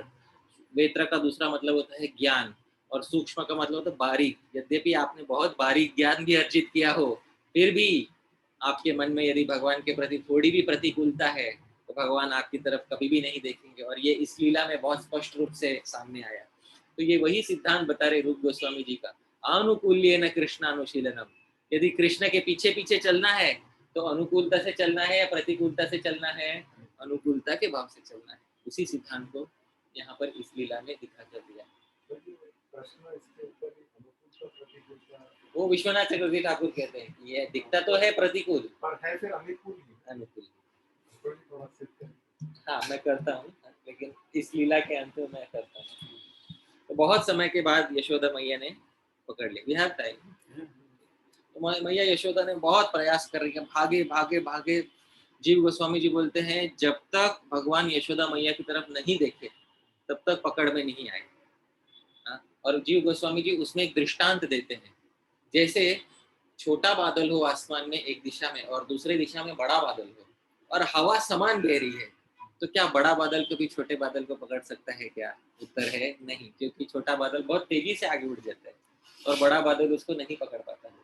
वैसे ही हमारे छोटे भगवान इतने तेजी से दौड़ रहे थे कि माता यशोदा जो आकार में बहुत बड़ी थी उनसे, उनको नहीं पकड़ पाए। लेकिन जिस समय यशोदा मैया कहाँ है, कहाँ तक पहुंचे, ये देखने के लिए पीछे मुड़े, तो मुड़ते ही यशोदा मैया की आंखों में आंखें डाल दिया। उस समय जीव गोस्वामी जी बोलते हैं कि यशोदा की आंखों में आंखें डालते ये डर गए और डर के स्तब्ध हो गए और उसी समय पकड़े गए। उसी समय भगवान पकड़े, नहीं तो जब तक आंख में आंख नहीं डाला था तब तक नहीं। ये वही सिद्धांत है जो हरिसूरी जी बता रहे थे कि भगवान जब तक उल्टा मुख करके रहे तब तक भगवान नहीं पकड़ में आए। जैसे ही भगवान ने यशोदा की तरफ मुख किया, भगवान तुरंत पकड़े गए। और जब भगवान पकड़े गए तब क्या हुआ, भगवान तुरंत रोने लगे, दोनों आंखों में से झरझर झरझर झरझर अश्रु बहने लगे। और अश्रु बहने लगे वो तो ठीक है, हाँ, अश्रु बहने की वजह से ये अंजन जो है ना सब जगह पसरने लगा, हाँ, चेहरे पे। अब आज की तारीख में ना वो नॉन समझ आता है, आपको मालूम है। Non-smudge. तो पहले वैसा नहीं रहता था, हाँ? पहले हानिकारक केमिकल डाल के नहीं बनाते थे। अंजन मतलब पक्का अंजन, उसमें कपूर रहता था, आंखों को ठंडा लगना चाहिए। जैसे बचपन में हमारी दादी, हमारी नानी हमको लगाती थी, तो वो जब आंख में लगाते थे, आज भी जगन्नाथपुरी जाओ, अंजन देखना ना क्या होता है। जगन्नाथपुरी जाइए, जगन्नाथपुरी के बाहर ना वो जो पतित पावन जगन्नाथ है, वहां पर एक पंडा बैठे रहते हैं। वो पंडा ना थोड़ा सा कपूर लेके ना आपकी आंखों में अंजन लगाएंगे, तो उनको थोड़ा दक्षिणा दीजिए, आपको आंखों में अंजन लगाएंगे, तो वो आंखों में ठंडा होना चाहिए, वो उसको अंजन कहते हैं। तो जब अंजन वो अंजन भगवान की आंखों से बहने लगा तो सब ऐसा पसरने लगा। अब भगवान को शर्म आने लगे, क्यों? कि भैया ये पसरता है, बाद में ना सूख जाएगा, तो सूख जाएगा तो सब दाग रह जाएंगे, है कि नहीं? हाँ, दाग रह जाएंगे, तो बोलेंगे आज मार पड़ी तुमको, आज तो मार, आज बहुत मजा आया, जो हमको बहुत साल से इंतजार था जिस चीज का, वही आज हुआ है। तो भगवान भी क्या करने लगे कि अरे पूरे मेरे मेरे ना ये सब फैल जाएगी, मेरी दुष्कीर्ति फैल जाएगी सभी तीनों संसार में, अरे मुझे आज मार पड़ी। तो भगवान क्या करने लगे, अपने ना हाथों से ना मलने लगे, ये ना दोनों इसको मलने लगे, ताकि ना ये ना ऐसे फैले नहीं जाता, ऐसे दोनों हाथ से मलने लगे। तो ये कारण था कि भगवान क्यों मलने लगे। तो उस पे जो है हरी सूरी जी उस पे बोलते हैं कि बहुत, ये तो एक कारण, मुख्य कारण तो ये है कि भगवान ये दिखाना नहीं चाहते थे ब्रज में कि भैया हमारी बेइज्जती हुई है आज, हाँ? हमको आज प्रताड़ित करने का प्रयास किया, हमारा चाइल्ड अब्यूज हुआ है यार। वो नहीं दिखाना चाहते थे भगवान, इसलिए भगवान अपनी आंखों से मलने लगे। हरी सूरी जी बोलते हैं भगवान के हर क्रिया में बहुत अनगिनत कारण है, अनगिनत कारण है। उसमें से हम जो जीव हैं, हम एक एक कारण ही समझ सकते हैं, इसलिए आचार्य एक एक कारण समझाते हैं। सुखदेव गोस्वामी जी एक कारण बताते हैं कि भगवान की हर क्रिया में अनगिनत अनगिनत कारण रहते। तो यहाँ पे क्या कारण था, तुम्हारी सूर्य जी बोलते हैं मदन्ववायदिमयोर्हिमाहिमौ त्रयोः कलङ्कं मम चाक्षिरूपयोः कथं सहेनं वितिरोदनच्छला तदञ्जनं क्षालयति स्म पाणिना। तो भगवान सोच रहे थे मद अन्ववाय, मेरे जो कुल हैं, मैं दो कुल में उपस्थित हुआ हूँ, सूर्य वंश और चंद्र वंश। और भगवत गीता में कहा है शशि सूर्य नेत्रे, एक्चुअली आपके दो नेत्र क्या हैं, सूर्य और चंद्र। अब मेरे ही हरकतों की वजह से मेरे कुल के जो दो आदि पुरुष है सूर्य और चंद्र, उन पे कलंक लगने वाला है। अब ये मैं कैसे सहन करूं कि मेरे ही कुल के आदि पुरुषों पर कलंक लग जाए। मैं उनके चरित्र पर कभी भी कलंक नहीं लगने देना चाहता, इसलिए भगवान ने अपने ही हाथों से अपने कुल के आदि पुरुष सूर्य और चंद्र के दाग धो डाले, इस तरह से बता दिया। तो ये बहुत सारे अनेक अनेक कारण हैं जो यहाँ पर बताए हुए हैं। तो इस तरह से श्री हरि सूरी जी ने यहाँ पर ये बताया। आगे भी श्री हरि सूरी जी बताते हैं कि क्या कारण है। आगे के जो स्लाइड है उसमें हम देखेंगे कि आगे क्या लीला किस तरह से कंटिन्यू हुई। तो आगे जब लीला बढ़ी तो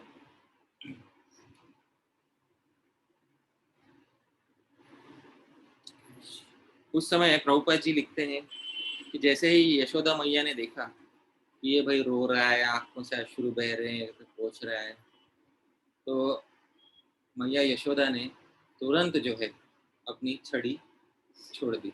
जैसे ही भगवान श्री कृष्ण को हाथ में पकड़ा, भगवान रोने लगे, छोड़ दी, छड़ी छोड़ दी उस समय।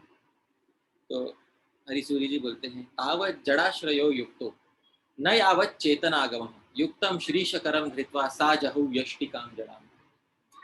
किसी जड़ वस्तु का तब तक आश्रय लेना चाहिए जब तक आध्यात्मिक सच्चिदानंद वस्तु का स्पर्श नहीं हो गया। जैसे ही किसी आध्यात्मिक सच्चिदानंद वस्तु यानी भगवान का स्पर्श हमें हो जाए तो तुरंत भौतिक संसार छोड़ देना चाहिए, है कि नहीं? हाँ, जैसे आपको यदि आज भगवान का स्पर्श हो जाए तो छोड़ दोगे कि नहीं? यही दिखाने के लिए जैसे ही माता यशोदा ने भगवान का स्पर्श किया तो उस जड़ लकड़ी को तुरंत छोड़ दिया वहां पर। क्योंकि इससे साधकों को, तो देखिए ये तो सिद्ध लोगों की लीला है, सिद्ध पुरुषों की लीला है जो भी, उससे साधकों को भी कुछ कुछ सीखना चाहिए। साधकों को क्या क्या सीखना चाहिए ये सब यहाँ पर बताया गया। तो जैसे ही यशोदा मैया ने भगवान को हाथ में स्पर्श किया वैसे ही उन्होंने अपनी यष्टिका, अपनी लकड़ी जो है तुरंत छोड़ दी। तो ये यहाँ पर उन्होंने बताया। अब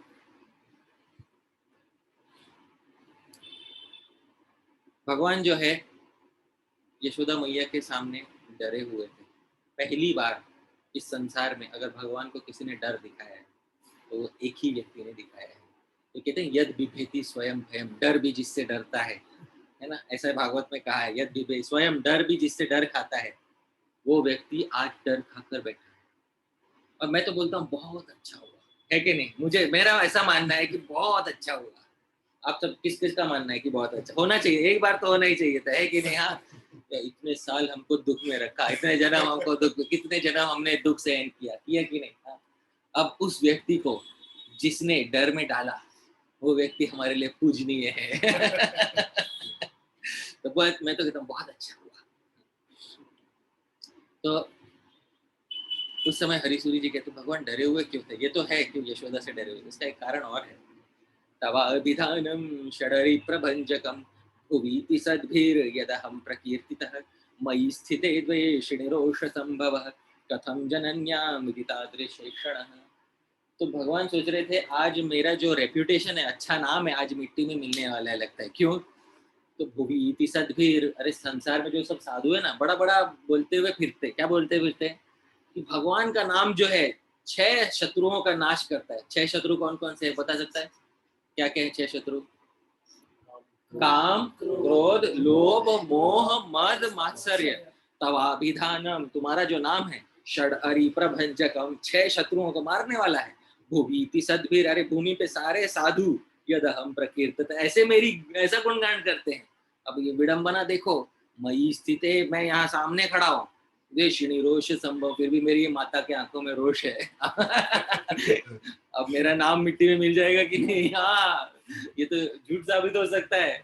हाँ, मेरा रेपुटेशन खतरे में है, इसलिए भगवान उस समय डर दिखाने लगे, क्योंकि आज अपना नाम खराब हो सकता है। आज पूरा चांस है कि आज अपना नाम खराब हो सकता है। तो इस कारण से भगवान वहां पे डर दिखाने लगे। तो माता यशोदा ने उस समय छोड़ दिया, और उस समय जीव गोस्वामी जी गोपाल चंपू में बोलते हैं, दोनों में वार्तालाप होने लगा। गोपाल चंपू में यशोदा मैया उनको बोलने लगी। तो ये श्लोक आप मेरे पीछे पीछे दोहराइएगा, अच्छा सा सिंपल श्लोक है। अहो राजसी चौराणा, अहो राजसी चौराणा, चौरास्त्वत्पितृगोत्रजा, चौरास्त्वत्पितृगोत्रजा, इत्याद्य चकलन माता, इत्याद्य चकलं माता, शिशुना गव्यचोरिणा, शिशुना गव्यचोरिणा। ओ राजसी चौराणा, अच्छा चोरों के सरदार आज पकड़े गए। जीव गोस्वामी जी बोलते हैं ऐसे, गोपाल चंपू में, गोपाल चंपू का श्लोक है। ओ राजासी चौराणाम, तो भगवान भी कम नहीं है। चौरास्त्वत् पितृगोत्रुजा, मुझे मत चोर कहना, हाँ चोर तुम्हारे पिता के कुल में उत्पन्न होंगे। ऐसा सीधा यशोदा मैया को देखो साहस कितना है। हाँ, अभी पकड़ा जाने के बाद भी देखो साहस कितना है। इसको उद्दंड बालक कहते हैं। एक्चुअली ऐसे बालक को क्या कहते हैं? उद्दंड बालक, जो ऐसा उल्टा उत्तर दे। चौरास्त्वत् पितृगोत्रजा, हमारे हमारे हमको हमारे पिता को मत कहना, मालूम है ना? हाँ, हमारे नंद महाराज के खानदान को कुछ मत कहना, तुम्हारे कुल में होंगे चोर, ऐसा। तो भगवान की मन में भावना देखो कैसी है कि मैं नंद महाराज का पुत्र हूँ, हमको कुछ कहा था हमारे कुल पे कलंक लग जाएगा। तो ये जो भावना है भगवान के मन में, तो भगवान भी उल्टा बोलते हैं, चौरास्त्वत् पितृगोत्रजा इत्याद्य चकलन माता। ये सब बातचीत हुई माता और शिशु ना गव्य चोर, जो दही चुराने वाले इस शिशु के साथ माता की इस तरह से बात हुई। तो ये यहीं पे बात नहीं रुकी। आगे यशोदा मैया पूछती है, अच्छा बेटा तुमने नहीं चुराया? बेटा नहीं चुराया, है कि नहीं? तो फिर यशोदा मैया ने 2 प्रश्न पूछे। अच्छा ये बात बताओ कि वो मटका किसने फोड़ा ना? वो वहां तुमने चुराया नहीं, ठीक है, वो मटका किसने फोड़ा? तो अभी भगवान ऐसे है ना, उनको कहते हैं सत्यवाक। भगवान सत्य बोलते हैं हमेशा। भगवान सत्य बोलते हैं या झूठ बोलते हैं? सत्य बोलते हैं ना। तो एक नाम है सत्य नारायण, सत्य बोलते हैं भगवान, कभी मिथ्या नहीं बोलते। तो यहाँ पे भगवान झूठ कैसे बोल देंगे? तो झूठ भी तो नहीं बोल सकते, है ना? लेकिन देखो हरिसूरी जी बोलते हैं कि जो वैश्य जाति के रहते हैं ना, बिजनेस कम्युनिटी वाले, उनको आधा सच आधा झूठ बोलने की परमिशन रहती है कि नहीं? ये तो उनके खानदानी यही तो रहता है कि बिजनेस कैसे करते, बिजनेस पूरा सच बोल के चलता है या आधा सच आधा झूठ बोल के चलता है? ये 7वें स्कंद में नारद मुनि भी सत्यानृताभ्याम जीवेता, तो हरिसूरी जी ऐसे मन से नहीं बोल रहे। 7वें स्कंद में नारद मुनि ने सभी वर्ण और आश्रमों के कर्तव्य बताए ना, उसमें एक बताया है कि वैश्य को सत्यानृताभ्याम, आधा सच आधा झूठ बोल के जीना पड़ता है। तो यहाँ पे भगवान ने भी वही किया। जब माता ने पूछा, जीव गोस्वामी जी बोलते, माता ने पूछा कि भैया मटका किसने फोड़ा, तो उत्तर देते हैं वो परमेश्वर के द्वारा दिया हुआ दंड था। ऐसा समझ रहे हैं, वो परमेश्वर के द्वारा दिया हुआ दंड था। तो बोलते अच्छा देखो इसमें झूठ भी है लेकिन इसमें क्या है, सच भी है। हाँ, परमेश्वर तो भगवान ही है। तो यशोदा बोलते अच्छा ठीक है। फिर बंदर को मक्खन कौन खिला रहा था, तो बोलते जिसने बंदर को बनाया वही तो खिलाता है सबको, है कि नहीं, बनाने वाला ही तो सबको खिलाता है। ऐसा तो इस तरह से यशोदा मैया और भगवान के बीच में इस तरह से वाद विवाद जो है चल रहा था। तो ये गोपाल चंपू में ऐसे बहुत आस्वादन कराया गया है। तो उस समय यशोदा मैया बोली, रे रे वाचो युक्ति सत्तम, गोपाल चंपू में जीव गोस्वामी बोलते, ए बड़े बड़े बात बनाने वाले, चोरोत्तम, चोरों के श्रेष्ठ सरदार, तो हम नरोत्तम जातों की, इतने बड़े व्यक्ति से पैदा हुए, ऊंचे व्यक्ति से पैदा हुए हो, बानर प्रियो, तुम बंदरों को बहुत पसंद करते हो, बानर और प्रकृति रेवासी, तुम्हारा स्वभाव भी बंदरों जैसा ही है। ऐसा करके यशोदा मैया बोलने लगे। जब यशोदा मैया ने ऐसा कहा तो भगवान भी ना कम नहीं, वहां भगवान धमकी देने लगे। ऐसा है ना तो मैं बंदरों की तरह वन में जाके रहूंगा, आज ही भाग जाऊंगा। समझ रहे, आज ही भाग जाऊंगा। तब जाके जीव गोस्वामी बोलते हैं यशोदा मैया को लगा अभी तो मुझे और बहुत सारा काम है, अब ये अगर सच में सीरियसली बोल रहा है कि मैं भाग जाऊंगा तो ये वन में कहीं भाग ना जाए। और उस समय बहुत उत्पात मचाते थे दोनों बच्चे, कृष्ण और बलराम बहुत उत्पात मचाते थे। कभी बैलों के सींग के साथ खेलना, कभी छोटे सांप पकड़ लेना, अग्नि में हाथ डाल देना, नंद महाराज का कबर्ड खुला रह गया तो तलवारें निकाल के धड़ाधड़ शस्त्रों से युद्ध करना, सब एकदम माता पिता का दिन रात के चैन एकदम छीन के रखे। ये सुखदेव गोस्वामी ने बोला है, श्रृंग्याग्निदंष्ट्रसि जलाद्विजकंटकेभ्यः, ये सब एक श्लोक है दशम स्कंद में।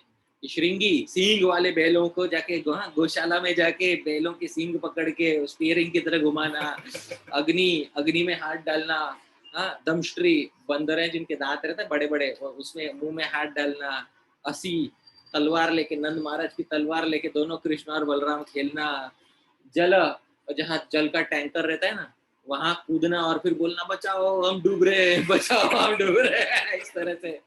हाँ, द्विज कहते पक्षी को, कोई मोर रहेगा ना, मोर की पूंछ पकड़ के मोर फड़फड़ाएगा तो उसके साथ उड़ना, हाँ? और कंटक के कुछ कांटे वाटे रहेंगे ना उनमें जाके हाथ दे मारना। इस तरह से माता पिता के नींद खराब कर रहे थे दोनों बच्चे, ये लिखा हुआ है वहां पे। हाँ? तो उस समय हरीसूरी जी बोलते कि उसमें कौन सी बड़ी बात है, आगे आने वाली लीला की प्रैक्टिस ही तो चल रही है। श्रृंगी सिंह, आगे अरिष्टासुर को मारना है, अग्नि आगे जाके क्या करना है, अग्निपान करना है, दमष्ट्री बड़े बड़े दांत वालों को मारना है। कौन बड़े बड़े दांत वाला कौन आया था, अगासुर आया था। जल, बाद में जाके जल में क्रीड़ा भी तो करनी है, कालिया को मर्दन करते समय। असी तलवार के साथ कम से युद्ध भी तो करना है। द्विज पंछी, बाकी बकासुर जी को मारना है। और कंटकेभ्य, और समस्त कांटों जैसे राजाओं का बाद में खात्मा भी तो करना है। उसी का प्रैक्टिस तो बचपन से शुरू कर रहे भगवान, यही तो और क्या रहस्य है उसके पीछे। तो इस तरह से सभी लीलाओं का रहस्य यहाँ पर समझाया गया है।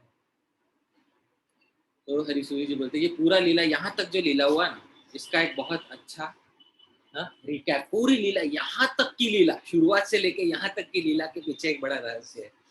बोलते मदीयं संतोषं सुफलदं असंपाद्य मनुजो, यदि क्षुद्रे किंचित् फलिनिधेन कर्मण्यभिरता,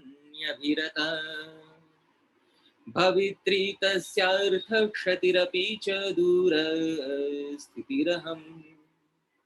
पुनर्मद्गामी चेत् प्रतिपदमहं तस्य सुलभम्। बोलते मदीयम संतोषम, यदि मुझे संतोष दोगे तो अच्छा फल मिलेगा। जैसे यशोदा अगर किसको संतोष देती, भगवान को संतोष, तो अच्छा फल मिलता। लेकिन असंपाद्य, मनुष्य वो नहीं करता। और मनुष्य क्या करता है, कुछ दूसरे छोटे फल को बचाने के चक्कर में यहाँ वहां चला जाता है कि नहीं। जैसे कौन गया था, यशोदा मैया, दिन कर्मणि अभिरत, और अपने दिन के काम काज में लग जाता है।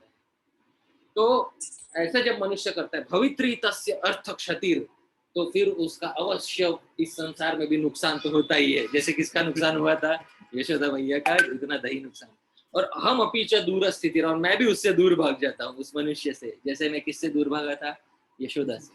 पर पुनर्मदगामी चेत, यदि वो समझ जाए और वापस मेरे पीछे पीछे भागने लगे, भागा था यशोदा, हम अपी तस्य प्रतिपदम सुलभ, मैं भी हर एक पद में उसके पास पास आता जाता हूँ और उसके द्वारा पकड़ा। तो पूरी लीला का एक साथ इस तरह से यहाँ पर बताया है। तो ये बहुत अच्छा बताया है उन्होंने यहाँ पर। फिर माता यशोदा ने निर्णय लिया कि भगवान को बांधेंगे, तो बांधना शुरू किया भगवान को। उस समय माता यशोदा ने, वहां बोलते न चांतर न बहिर्यस्य न पूर्वम नापि चापरम पूर्वा परम बहिश्चांतर जगतो यो जगच्चयः, कि भाई इसका अंदर नहीं, बाहर नहीं, आगे नहीं, पीछे नहीं, कुछ नहीं। हाँ, फिर भी बांध देंगे। बांधा तो किससे बांधा, यशोदा मैया ने उखल से बांधा। पूरे संसार में किससे बांधा माता यशोदा ने, उखल से। अब प्रश्न ये उठता है कि उखल से क्यों बांधा, क्या कारण है कि माता यशोदा ने भगवान को उखल से बांधा। उसका कारण बताते हैं हरिसूर जी। अयम चौरश्चौरकर्मण्येतत् साहाय्य भागभूत इति वीक्ष्य द्वयोर्बन्धार्हतां तत्र बबन्धतम्। कि यशोदा मैया ने सोचा ये तो चोर है, पक्का ये तो चोर है, ये तो साबित हो गया। और चोरी करने में सहायता करने वाला ये उखल था, क्योंकि इसके ऊपर ही चढ़ के चोरी किया था। तो ये दोनों चोर है, तो दोनों चोरों को एक साथ बांध देते हैं, ये सोच के यशोदा मैया ने भगवान को किससे बांध दिया, उखल से बांध दिया।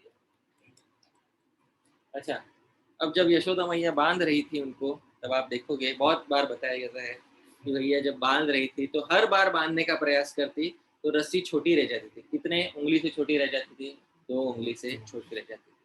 तो इसके पीछे श्रील विश्वनाथ चक्रवर्ती ठाकुर, जो हमारे गौड़ीय वैष्णव संप्रदाय के आचार्य हैं, उन्होंने बताया है कि ये 2 उंगली क्या दर्शाती है। देखिए हर आचार्य यही करते हैं, भगवत लीला का कुछ साधक के लिए अर्थ निकालते हैं। आप समझ रहे, भगवत लीला का अर्थ किसके लिए निकालते हैं, साधक। इसको जो हम आज की तारीख में कहते हैं लाइफ लेसन कहते हैं। आज की तारीख में बोलते हैं 20 लाइफ लेसन फ्रॉम रामायण और 40 लाइफ लेसन फ्रॉम महाभारत। तो ये लाइफ लेसन पहले ही आचार्यों ने दिए हुए हैं। तो इसलिए विश्वनाथ चक्रवर्ती ठाकुर बोलते हैं कि इसमें क्या समझना चाहिए, 2 उंगली क्यों कम रह गई। उसमें एक उंगली है भक्त का प्रयास, क्या दिखाता है, एक उंगली भक्त का प्रयास, और दूसरी उंगली दिखाता है भगवान का अनुग्रह, यानी भगवान की कृपा को दिखाता है। तो ये 2 उंगली कम रह गई। एक तो भगवान संतुष्ट नहीं थे कि यशोदा मैया ने प्रयास कितना किया, जब तक संतुष्ट नहीं हुए तब तक नहीं पूरा। और दूसरा एक उनका खुद का अनुग्रह भी है जो वो पूरा बंधन करने के लिए चाहिए। तो जब ऐसा हुआ तब जाके वो बंधे, उससे पहले नहीं बंधे थे। तो इसलिए हरिसूरी जी कहते हैं हाँ ऐसा भी कारण है, और एक और भी कारण है। तो एक और कारण भी सुनिए, देखिए क्या कारण है। यस्मिन् कृपानुग्रह वीक्षणं विभुर भवत्यसौ वेत्ति न बंध संभवम् युक्तं तदा तद्धरिणा तथेक्षितं मुक्तं स्वयं दाम न बंध भागभूत। वैभव प्रभु मैं आपसे पूछता हूँ, यस्मिन् कृपानुग्रह वीक्षणं विभुर, यदि आप पर भगवान कृपा पूर्वक एक बार भी देख ले, आज देख लें, यदि आप पर आज आप इस संसार में बंधे रहोगे या मुक्त हो जाओगे, बोलो फ्री हो जाओगे कि नहीं। हाँ, जिसपे एक बार भी भगवान देख ले, हाँ, तो वो संसार में बंधा रहेगा या मुक्त हो जाएगा, मुक्त हो जाएगा ना। भवत्यसौ ने वेत्ति न बंध संभव, आपके बंधन की संभावना ही नहीं रहेगी फिर। अब देखो ना हरिसूरी जी कहते, देखो पेंटिंग में देखो भगवान रस्सी की तरफ देख रहे कि नहीं। जैसे ही भगवान ने रस्सी की तरफ देखा, रस्सी स्वयं क्या हो गई, मुक्त। अब मुक्त व्यक्ति दूसरे को कहाँ से बंधन में डालेगा, ये संभव है कभी मुक्त व्यक्ति दूसरे को बंधन में डाले, नहीं। तो जब रस्सी स्वयं मुक्त हो गई भगवान के देखने से, मुक्तम स्वयं दाम, हाँ रस्सी खुद मुक्त हो गई, ना बंध भाग भूत, तो वो कैसे दूसरे को बंधन में डाले, ये नहीं संभव। तो इसलिए ये कारण है कि रस्सी बहुत समय तक जो है बंधन में नहीं डाल पा रही थी। फाइनली लेकिन भगवान अपने भक्त पर इच्छाओं के शरणागत हो जाते हैं। तो भगवान ने ये दिखाने के लिए ये 2 उंगलियां पूरी हो गई हैं, भक्त ने प्रयास भी कर लिया है और मेरा अनुग्रह भी अब हो गया है। तो भगवान ने अपनी सभी शक्तियों को आदेश दिया कि अब बंधन पूर्ण हो। जो दाव जो है जो इधर चल चुका है, मतलब ये है कि वो इधर वो उनको बांधने चुका है, तो उन्होंने इनसे हाँ, प्रेम से भगवान ने बंधन स्वीकार किया। हाँ, रस्सी ऐसे बांध नहीं सकती। तो रस्सी का भी उनके प्रति को हाँ, प्रेम है, जिस हाँ, तरह तो रस्सी भी चित्त वस्तु है, हाँ, रस्सी जड़ वस्तु नहीं है। तो तो कोई जड़ रस्सी तो भगवान को नहीं कहा। अगर बोलेंगे कि किसी जड़ वस्तु ने भगवान को हाँ घेर लिया या भगवान पे जड़ वस्तु का आवरण हो गया, ऐसा यदि बोल दे तो इसका क्या अर्थ होगा आप समझते हैं? इसका अर्थ ये होगा कि माया ने भगवान को घेर लिया, और इसी को कहते हैं मायावाद। जब माया भगवान से बलवती हो जाती है तो उसी वाद को क्या कहते हैं? मायावाद। मायावाद लोग क्या बोलते हैं कि भगवान भौतिक शरीर लेके आते हैं। अगर भगवान भौतिक शरीर लेके आते हैं तो मतलब भगवान का शरीर माया का बना हुआ है, इसका मतलब भगवान से ज्यादा बलशालिनी कौन हुई? माया हुई। फिर ऐसे वाद को कौन सा वाद कहेंगे? मायावाद। तो वही वाद तो मायावाद होता है जिसमें माया को भगवान से अधिक शक्तिशाली दिखाया जाता है। जो रस्सी है वो प्रेम से उनको पकड़ के हाँ, भगवान ने स्वीकार किया उसको ये किया था। तो वहाँ प्रभुपाद जी भी लिखते, then lord Krishna appreciated the hard labour of his mother and being compassionate upon her he agreed to be bound up by the ropes। तो हरिसूरी जी कहते हैं लघुमपि मद भक्त गुणम हार्द स्थितो नयामि पूर्ण पदम। बोलते हैं मेरे भक्त के गुण, गुण का एक मतलब होता है रस्सी, प्रभुपाद जी समझे तो रूप, और गुण का दूसरा मतलब होता है अच्छे क्वालिटीज। अगर मेरे भक्त के गुण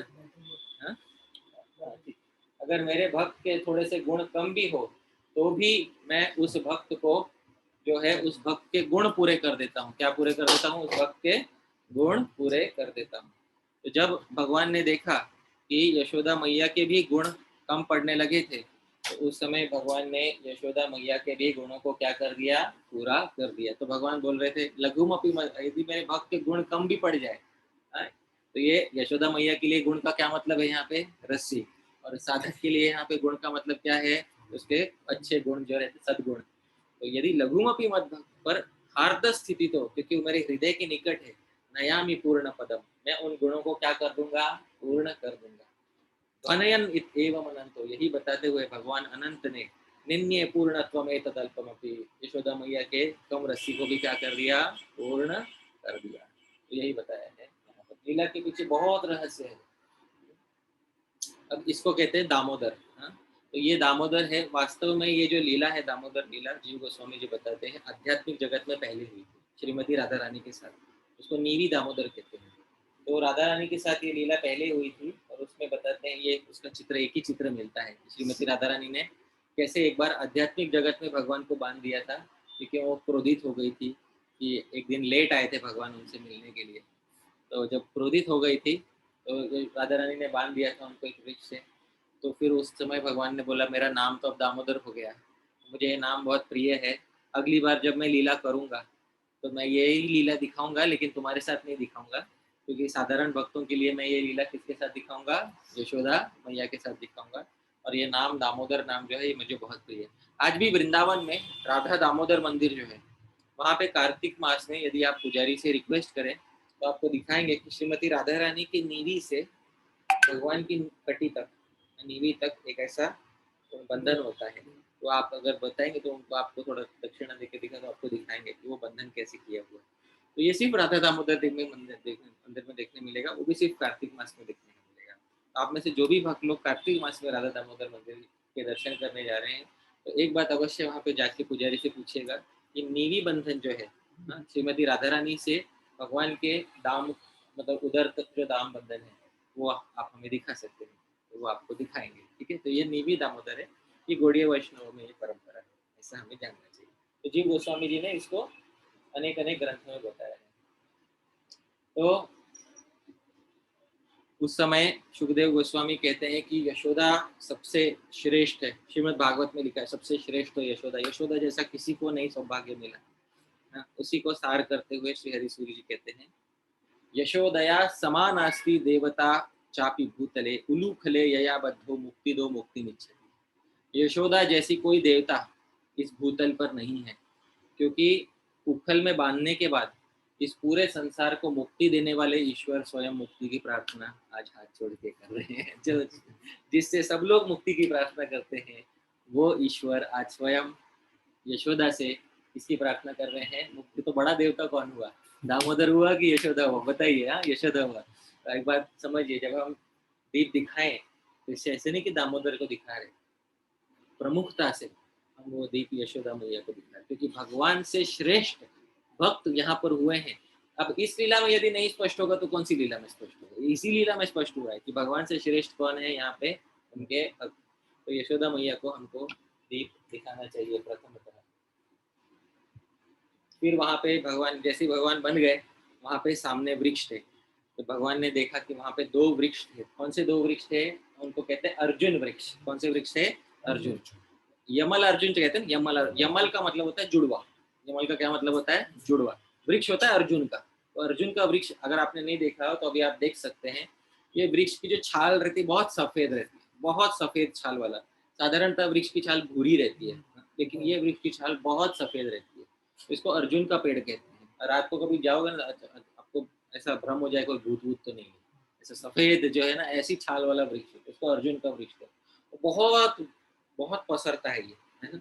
कम से कम ना आप ऐसा 5 से 6-7 मीटर जो है ना, इतना फैलता है ये। तो ये ऐसा अर्जुन ऊंचा उगता है, और ये अर्जुन के वृक्ष थे। तो 2 अर्जुन के वृक्षों की तरफ भगवान की नजर गई।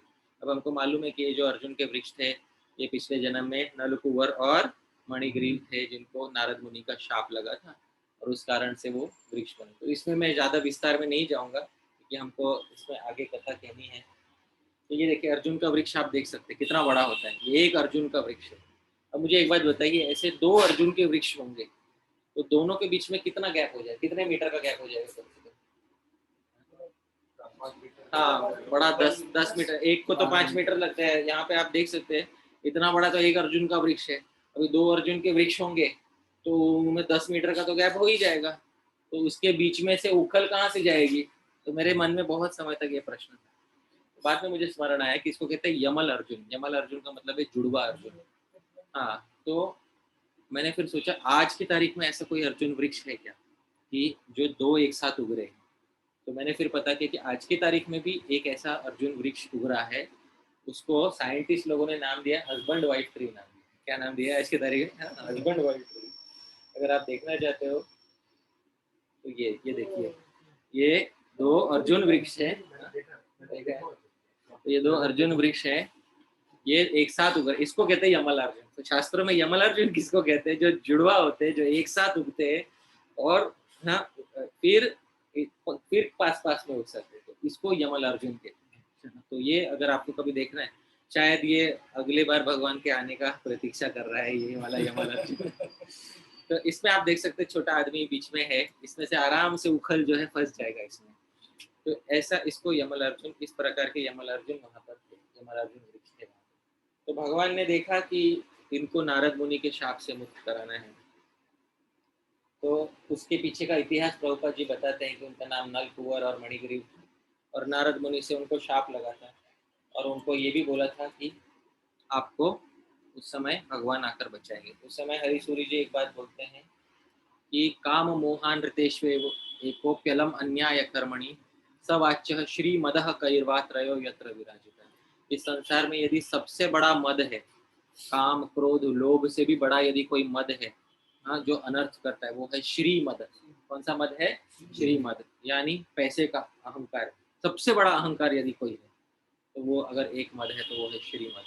क्योंकि उसमें ये सारे आते हैं, काम आ जाता है, क्रोध आ जाता है, लोभ आ जाता है, मोह आ जाता है, सारे मद जो है वो एक मद के अंदर है। कौन सा मद है? वो श्री मद।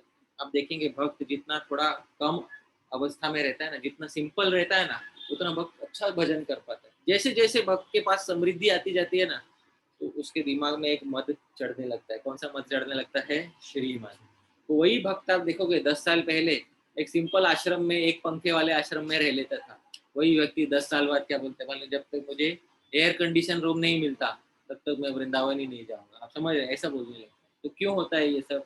ये इसलिए होता है कि उसको लगता है मुझे कम से कम इतना तो मिलना ही चाहिए। आप समझ रहे हो? ये कौन सा मद है? ये है श्री मद। श्री मद इसलिए, इस वजह से भक्त सब अच्छे गुण त्याग देता है, तपस्या त्याग देता है, करुणा त्याग देता है, सब त्याग देता है। तो ये सबसे बड़ा वास्तविक मद है। श्रीमद एंड श्रीमद। हाँ, वो है श्रीमद, आधा द है। हाँ? ये है श्रीमद, हाँ? पूरा द वाला जो है ना, श्रीमद। अच्छा, श्रीमद का सबसे बड़ा उपाय क्या है? तो नारद मुनि ने सोचा था, आत्मवत् सर्वभूतानाम आलोको येन सचेत तत् सर्वतोप्यधिकम स्फुटम दारिद्र्य मंजनम। तो ये नल कुंवर और मणिग्रीव में भी श्रीमद है, तो इनकी आंखों पे दरिद्रता का अंजन मल देते हैं। आप समझ रहे हैं कौन सा अंजन मल देंगे? दरिद्रता का अंजन। हाँ, जिसको कहते हैं ना, इसको मराठी में एक कहते हैं सनसनीत अंजन, जो एकदम हाँ बराबर हाँ दुखना चाहिए ऐसा अंजन जो मलते हैं ना, वो मलना चाहिए। तब जाके उनको समझ में आएगा कि दूसरे लोग संसार में जैसे दुख भोगते हैं वैसे हमें भी दुख होता है, इसलिए दूसरों को भी दुख नहीं देना चाहिए, हमें भी अच्छे से रहना चाहिए। तो ऐसे नारद मुनि ने उनको बताया था। फिर प्रभुपाद जी बताते हैं कि भगवान तो उखल से बंधे हुए थे, फिर भी भगवान रेंग रेंग के जाने लगे पीछे पीछे, और फिर भगवान दोनों अर्जुन वृक्षों के बीच में से गए, और उखल जो है अर्जुन वृक्ष में अटक गई। फिर भगवान खींचने लगे, हुआ ही नहीं।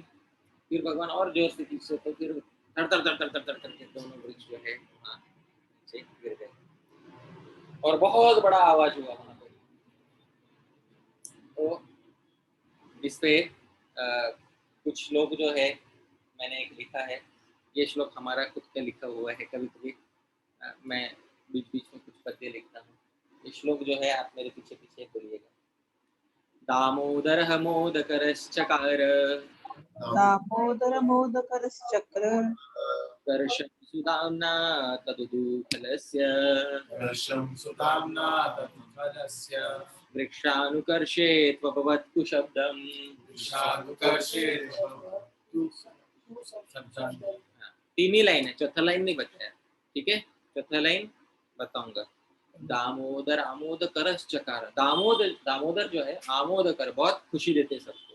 चकार, उन्होंने कुछ तो किया, क्या किया? कर्षम, खींच रहे थे। सुदामना, किससे खींच रहे थे? अच्छी रस्सी से खींच रहे थे। किसको खींचा? तदुदूखलस्य, उस उखल को खींचा। वृक्षानुकर्षे, जब दोनों वृक्षों को खींचा तो अभवत कुशब्दम, बहुत जोर से आवाज हुई, ठीक है? मेरे पीछे वापस बोलिए। दामोदर मोदकरश्चकार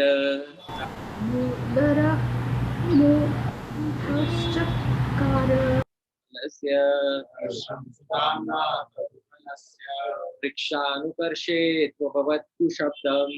विषानुकर्षे धड़म धड़म धम धड़धम धड़म धड़। ठीक है, तो इस तरह से ये इसको एक अलंकार कहते हैं। तो इस अलंकार से अंत के लाइन का ट्रांसलेशन नहीं, पहले तीन के लाइन का ट्रांसलेशन। तो ये जो है इस तरह से ये पद्य बनाने की कोशिश की। अच्छा, इस समय श्री हरिसूरी जी के जो गुरु हैं, उन्होंने श्रीमद् भागवत पे दशम स्कंद पे 1000 श्लोक और लिखे हैं। तो मुझे उसका पांडुलिपि मिला, तो उसका मैन्युस्क्रिप्ट मिला है, तो वो अभी बचाने की कोशिश की जा रही है, तो उसको डिजिटाइज करने की कोशिश की जा रही है। तो ये जो आचार्यों ने संस्कृत में लिखे जो भी टीकाएं हैं ना, सबका सब बचा लो, क्योंकि ये आगे के जनरेशन को काम आएगा। उसमें एक बहुत अच्छा उन्होंने पद्य लिखा है। उपकृतं यमलार्जुनयोर्ध्रुवं सिततनुजनुषैव यशोदया विदितबन्धनपीड इवैषतौ मुनिविनिग्रहतो यदमुच। प्रश्न पूछते हैं कि माता जी आपसे प्रश्न किया जाए, ये जो यमलार्जुन वृक्ष है, इन पे सबसे बड़ा उपकार किसने किया? बताइए, आपका ओपिनियन दीजिए। आपका ओपिनियन में सबसे बड़ा उपकार किसने किया? नारद मुनि ने किया, वैभव प्रभु उखल ने किया। ठीक है, ऐसे बहुत ओपिनियन हो सकते हैं। हरिसूर जी के गुरु कहते हैं उपकृतम यमलार्जुनयोर्ध्रुवम, निश्चित रूप से यमल अर्जुन पे उपकृतम उपकार सबसे बड़ा किसने किया? सिततनुजनुषैव, जो एकदम स्वर्ण तनु अच्छे शरीर वाली, यशोदया, यशोदा ने सबसे बड़ा उपकार यमल अर्जुन पे किसने किया? यशोदा ने किया। यशोदा तो दूर दूर तक है ही नहीं पूरे सीन में, कैसे किया? तो यही तो आश्चर्य है। विदितबन्धन पीड इवैषतौ, यशोदा ही तो वो है जिसने भगवान को संसार में सबसे पहले बंधन में डाला, तब जाके भगवान को समझ में आया पहली बार की बंधन की पीड़ा क्या होती है। और फिर पहला काम उन्होंने ये किया कि इन दोनों को उनके बंधन से निकाल दिया। तो पहली बार भगवान को समझाया कि बंधन भी जो है ये किसी को पसंद नहीं आता। तो ये पहली बार किसने समझाया? भगवान। इससे पहले तो आज तक किसी को बंधन में नहीं डाला। पूरा होता मत्स्य कूर्म वराह वामन नृसिंह राम परशुराम, गलती से परशुराम के साथ ये काम नहीं हो सकता है। ठीक है, तो ये बंधन में डालने का काम किसने किया? यशोदा ने किया। सब इसीलिए भगवान को समझ में आया कि बंधन की पीड़ा क्या होती है, और उस पे तो समझ में आया तो सबसे पहले इन दोनों को इनके बंधन से मुक्त करो। ये कवि की दृष्टि से आपको देखना, इसमें रस निकल, समझ रहे हैं? एक बात होता है, इसमें आपको रस आस्वादन कराने के लिए अलग अलग तरीके से भक्त कवि बताते हैं। अब जीव गोस्वामी क्यों बताते हैं कि यशोदा ने पूछा कि अरे बंदर को किसने खिलाया, तो भगवान बोलते हैं कि अरे हाँ, जिसने बनाया उसने खिलाया। ऐसे तो ये क्यों होता है? ये रस आस्वादन की दृष्टि से हर एक कवि के हृदय में, भक्त कवि के हृदय में भगवान अलग अलग जो है स्फूर्ति देते हैं। जीव गोस्वामी जी भी साक्षात लीला देखकर उन्होंने लिखा है। ऐसे ही सभी कवि जो है जिनको समाधि प्राप्त हुई, क्या प्राप्त हुई थी? जिनको समाधि अवस्था प्राप्त हुई, तो समाधि अवस्था में भगवान की लीला को अलग अलग दृष्टिकोण से देखते हैं और उसको प्रस्तुत करते हैं। तो आप आनंद वृंदावन चंपू देखेंगे तो उसमें आपको दामोदर लीला का डिटेल थोड़ा अलग मिलेगा। अब आप गोपाल चंपू देखेंगे उसमें आपको डिटेल अलग मिलेगा। तो इसका मतलब क्या दो दो लीला हुई क्या, या एक ही लीला हुई? तो भक्त के हृदय में लीला अलग अलग थोड़ी थोड़ी होती है, ये बात सबको समझना चाहिए। नहीं तो बोलेंगे कि नहीं नहीं, या तो आनंद वृंदावन चंपू सही है, नहीं तो गोपाल चंपू सही है। ऐसा नहीं हो सकता, सही दोनों है, क्योंकि ये लीला दोनों की हृदय में अलग लिखा है। तो लेकिन कुछ को बोलेंगे लेकिन सच्चाई में क्या हुआ, एक्चुअली क्या हुआ, ऐसा भी कुछ लोग पूछते हैं, एक्चुअली क्या हुआ। तो आपको ऐतिहासिक रूप से क्या हुआ है अगर आपको ये जानना, तो जो श्रीमद् भागवत में श्रीधर स्वामी ने जैसे समझाया ना, जो प्लेन वैनिला मीनिंग जो है ना, वो आप समझिए, वो ऐतिहासिक रूप से घड़ा है। तो लेकिन वो भक्तों को एक एक लेयर समझाया गया। अगर और उसके लेयर समझने तो आपके पास और कोई चॉइस नहीं है, आपको सब आचार्यों के दृष्टिकोण से देखना ही है। उसमें बहुत रस आएगा। और मेन प्रयोजन क्या है आचार्यों का? ये न के न प्रकारेण मनः कृष्णे निवेशये। समहा, प्रभुपाद जी कहते थे समहाउ और अदर थिंक ऑफ कृष्ण। आप समझ रहे? तो आप एक प्लेन वनीला मीनिंग आपके पास आ गया, आपने पढ़ा कि भगवान ने खींचा, वो लोग गिर गए, बहुत बड़ा आवाज आया, तो ये तो हो गया। पर इसमें और आपका मन आपको निविष्ट करना है, तो आप क्या करोगे? तो आप उसको इन आचार्य कि जितना समय आपने भगवान के स्मरण में अधिक बिताया वो हमारे लिए फायदा होगा या हमारा नुकसान होगा? और फायदा ही होगा। फिर बाद में ये अंतिम पद्य है, ठीक है। अंत में नंद महाराज आके अपने पुत्र को, जब इतना बड़ा आवाज हुआ सब लोग आ गए डर के, नंद महाराज ने आके अपने पुत्र को छुड़ाया। ये देखे नंद महाराज ने आके रस्सी खोला। फिर वो गोपाल चंपू बहुत बड़ा लीला, भगवान बोलते मैं नहीं बात करूंगा यशोदा मैया से, मैं मुझे नहीं जाना जरा भी। तो सब गोपियां चिढ़ाने लगी, अच्छा फिर तू दूध किसका पिएगा, ऐसा करके भगवान को चिढ़ाने लगे। तो बोलते मैं धारोष्ण पी लूंगा। जी बस धारोष्ण मतलब क्या? जो गाय से अभी अभी निकाला रहता है ना, गर्म जो रहता है ना दूध, जिसमें थोड़ा ऊपर क्रीम का लेयर रहता है, उसको धारोष्ण। तो वो मैं धारोष्ण पी लूंगा लेकिन मैं यशोदा मैया का दूध नहीं पीऊंगा, ऐसे करके भगवान नाटक करते। तो उस समय नंद महाराज ने भगवान को थोड़ा ब्लैकमेल, इमोशनली ब्लैकमेल किया। नंद महाराज भी ना थोड़ा सा भगवान को थोड़ा सा बोले, कृष्ण को बोले देख लाला, देख बेटा, अगर तू बोले तो मैं ना एक काम कर सकता हूँ। बोले क्या कर सकते, तुझे चाहिए? तो ऐसा हाथ करके किया तो तेरे जो माता है उसको ऐसे, हाँ ऐसे जीव गोस्वामी बोलते, तो भगवान को कभी सहन नहीं होगा। तो भगवान ने, जीव गोस्वामी बोलते भगवान ने उसी समय नंद महाराज का हाथ पकड़ा, तो भगवान को नहीं सहन हुआ। तो फिर नंद महाराज जीव गोस्वामी बोलते और थोड़ा इमोशनली और जर्नी करने के लिए बोलते हैं, लाला तेरी मैया ऐसी हो जाए तो ऐसी हो जाए, मतलब हाँ, संसार से चली जाए तो भगवान से उस समय रहा नहीं।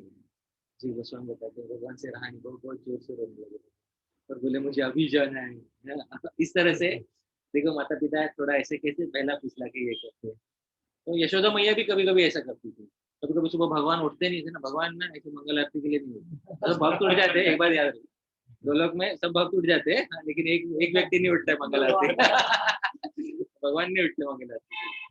तो भगवान उठते नहीं है ना, तो फिर यशोदा मैया ने भगवान को कभी कभी थोड़ा ऐसे छोटा ऐसा, उसको हमारी भाषा में मुंबई के थोड़ा गोली खिलाते हैं। क्या गोली खिलाते हैं कि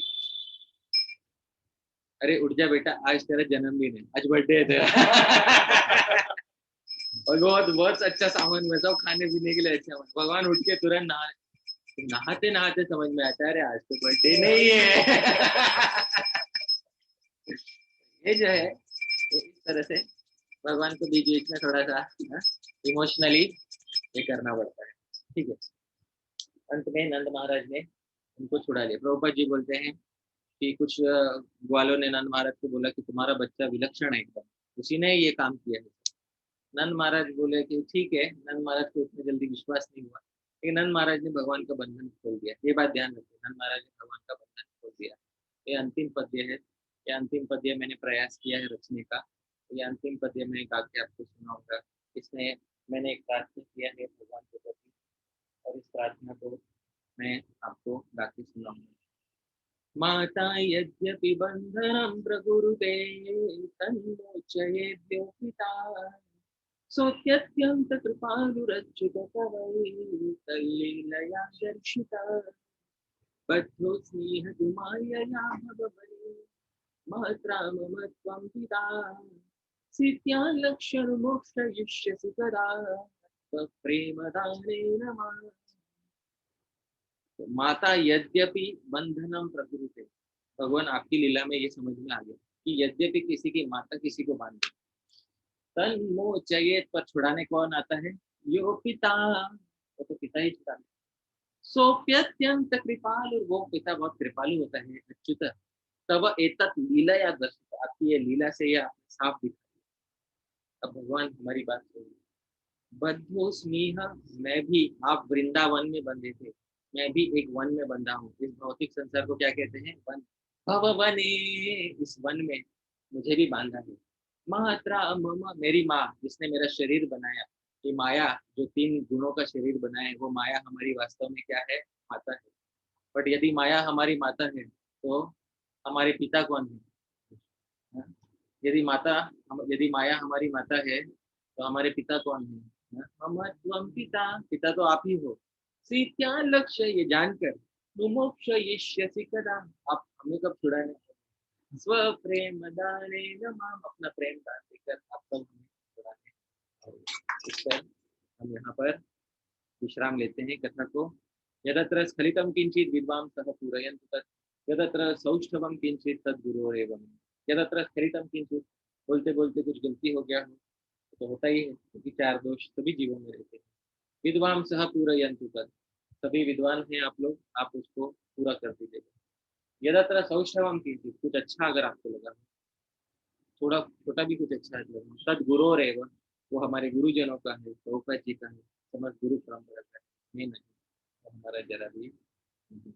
आप सबका बहुत बहुत धन्यवाद। पुनः धन्यवाद देना चाहता हूँ विजय माधव प्रभु, हर्षिता माधवी माता जी, उनके माता पिता, संपूर्ण परिवार को, और श्री जगन्नाथ बलदेव सुभद्रा जी को, और विग्रहों का कुछ नाम है क्या? राधा मदन मोहन जी को, उन्होंने आज यहाँ आमंत्रित करके हमें गौरवान्वित किया। बहुत बहुत नहीं नहीं, ऐसे फल अंत में ही मिलता है। तो बहुत बहुत धन्यवाद आपका, जो आपने हमें यहाँ बुलाकर हमें गौरवान्वित किया। जो आप सब ऑनलाइन सुन रहे थे, यदि आप कभी बीच में सुन ना पाए हो या कुछ आपको समझ ना आया हो तो क्षमा कर दीजिएगा। आज यहाँ पर ऑनलाइन में कुछ हमेशा कुछ ना कुछ दिक्कत आती ही रहती है। फिर भी आपको जितना भी समझ में आया हो, आपको अच्छा लगा हो, तो वो सब हमारे गुरुजनों का है, उसमें हमारा बहुत बहुत धन्यवाद आप सभी का। जगत गुरु श्रील प्रभुपाद की जय, अनंत कोटि वैष्णव वृंद की जय, निताई गौर प्रेमानंदे। हरे। तो ठीक है, अब यहाँ पे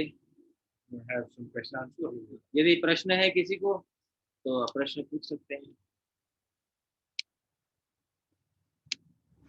प्रभु जी प्रश्न नहीं है, पर आज पहली बार रस लीला में कैसे होता है वो समझ आया। थैंक यू प्रभु जी, थैंक यू सो मच। धन्यवाद।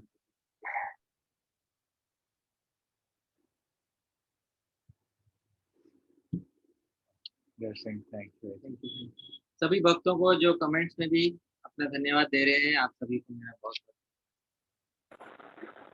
हरे Krishna, thank you.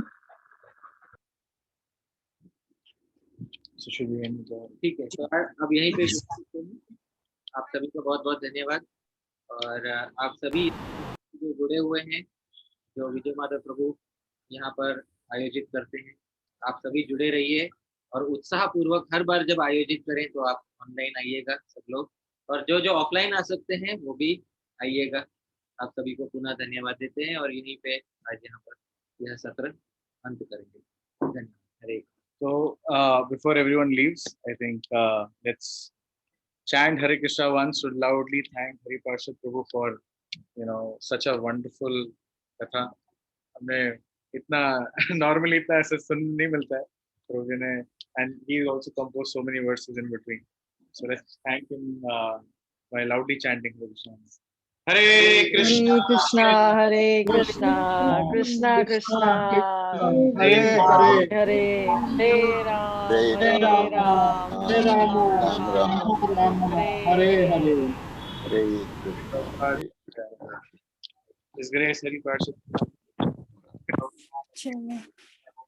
Yeah. Hare Krishna. Prabhuji, can I ask one question? Sure, I'm here, please. Thank you. प्रभुजी मेरा क्वेश्चन ये है कि जैसे भगवान को, जैसे यशोदा मैया जब वो दूध की सेवा करने चली गई तो हमको ये समझ में आता है कि दूध ने ये सब क्यों किया, और फिर आपने कहा था कि भगवान को क्रोध क्यों आया वगैरह, पर फिर हम अपने क्रोध को कैसे ये कर सकते हैं? That is my question, because जब भगवान को क्रोध आता है तो भगवान ये करते हैं। तो मैं पूछना चाहती हूँ ये क्वेश्चन प्लीज प्रभुजी की। तो जब हमें क्रोध आता है तो हमें क्या करना चाहिए?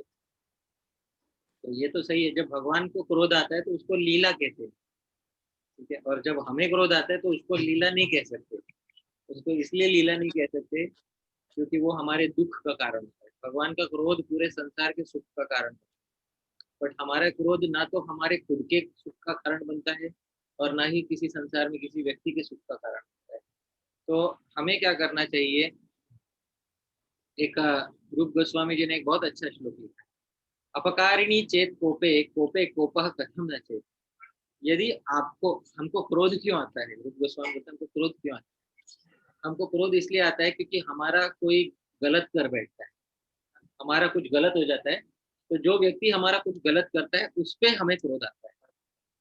तो रूप गोस्वामी कहते हैं अगर गलत करने वाले पर आपको क्रोध आता है, सबसे ज्यादा गलत तो आपका क्रोध ने किया है, उस क्रोध पे आपको क्रोध क्यों नहीं आता? ऐसा बोलते हैं।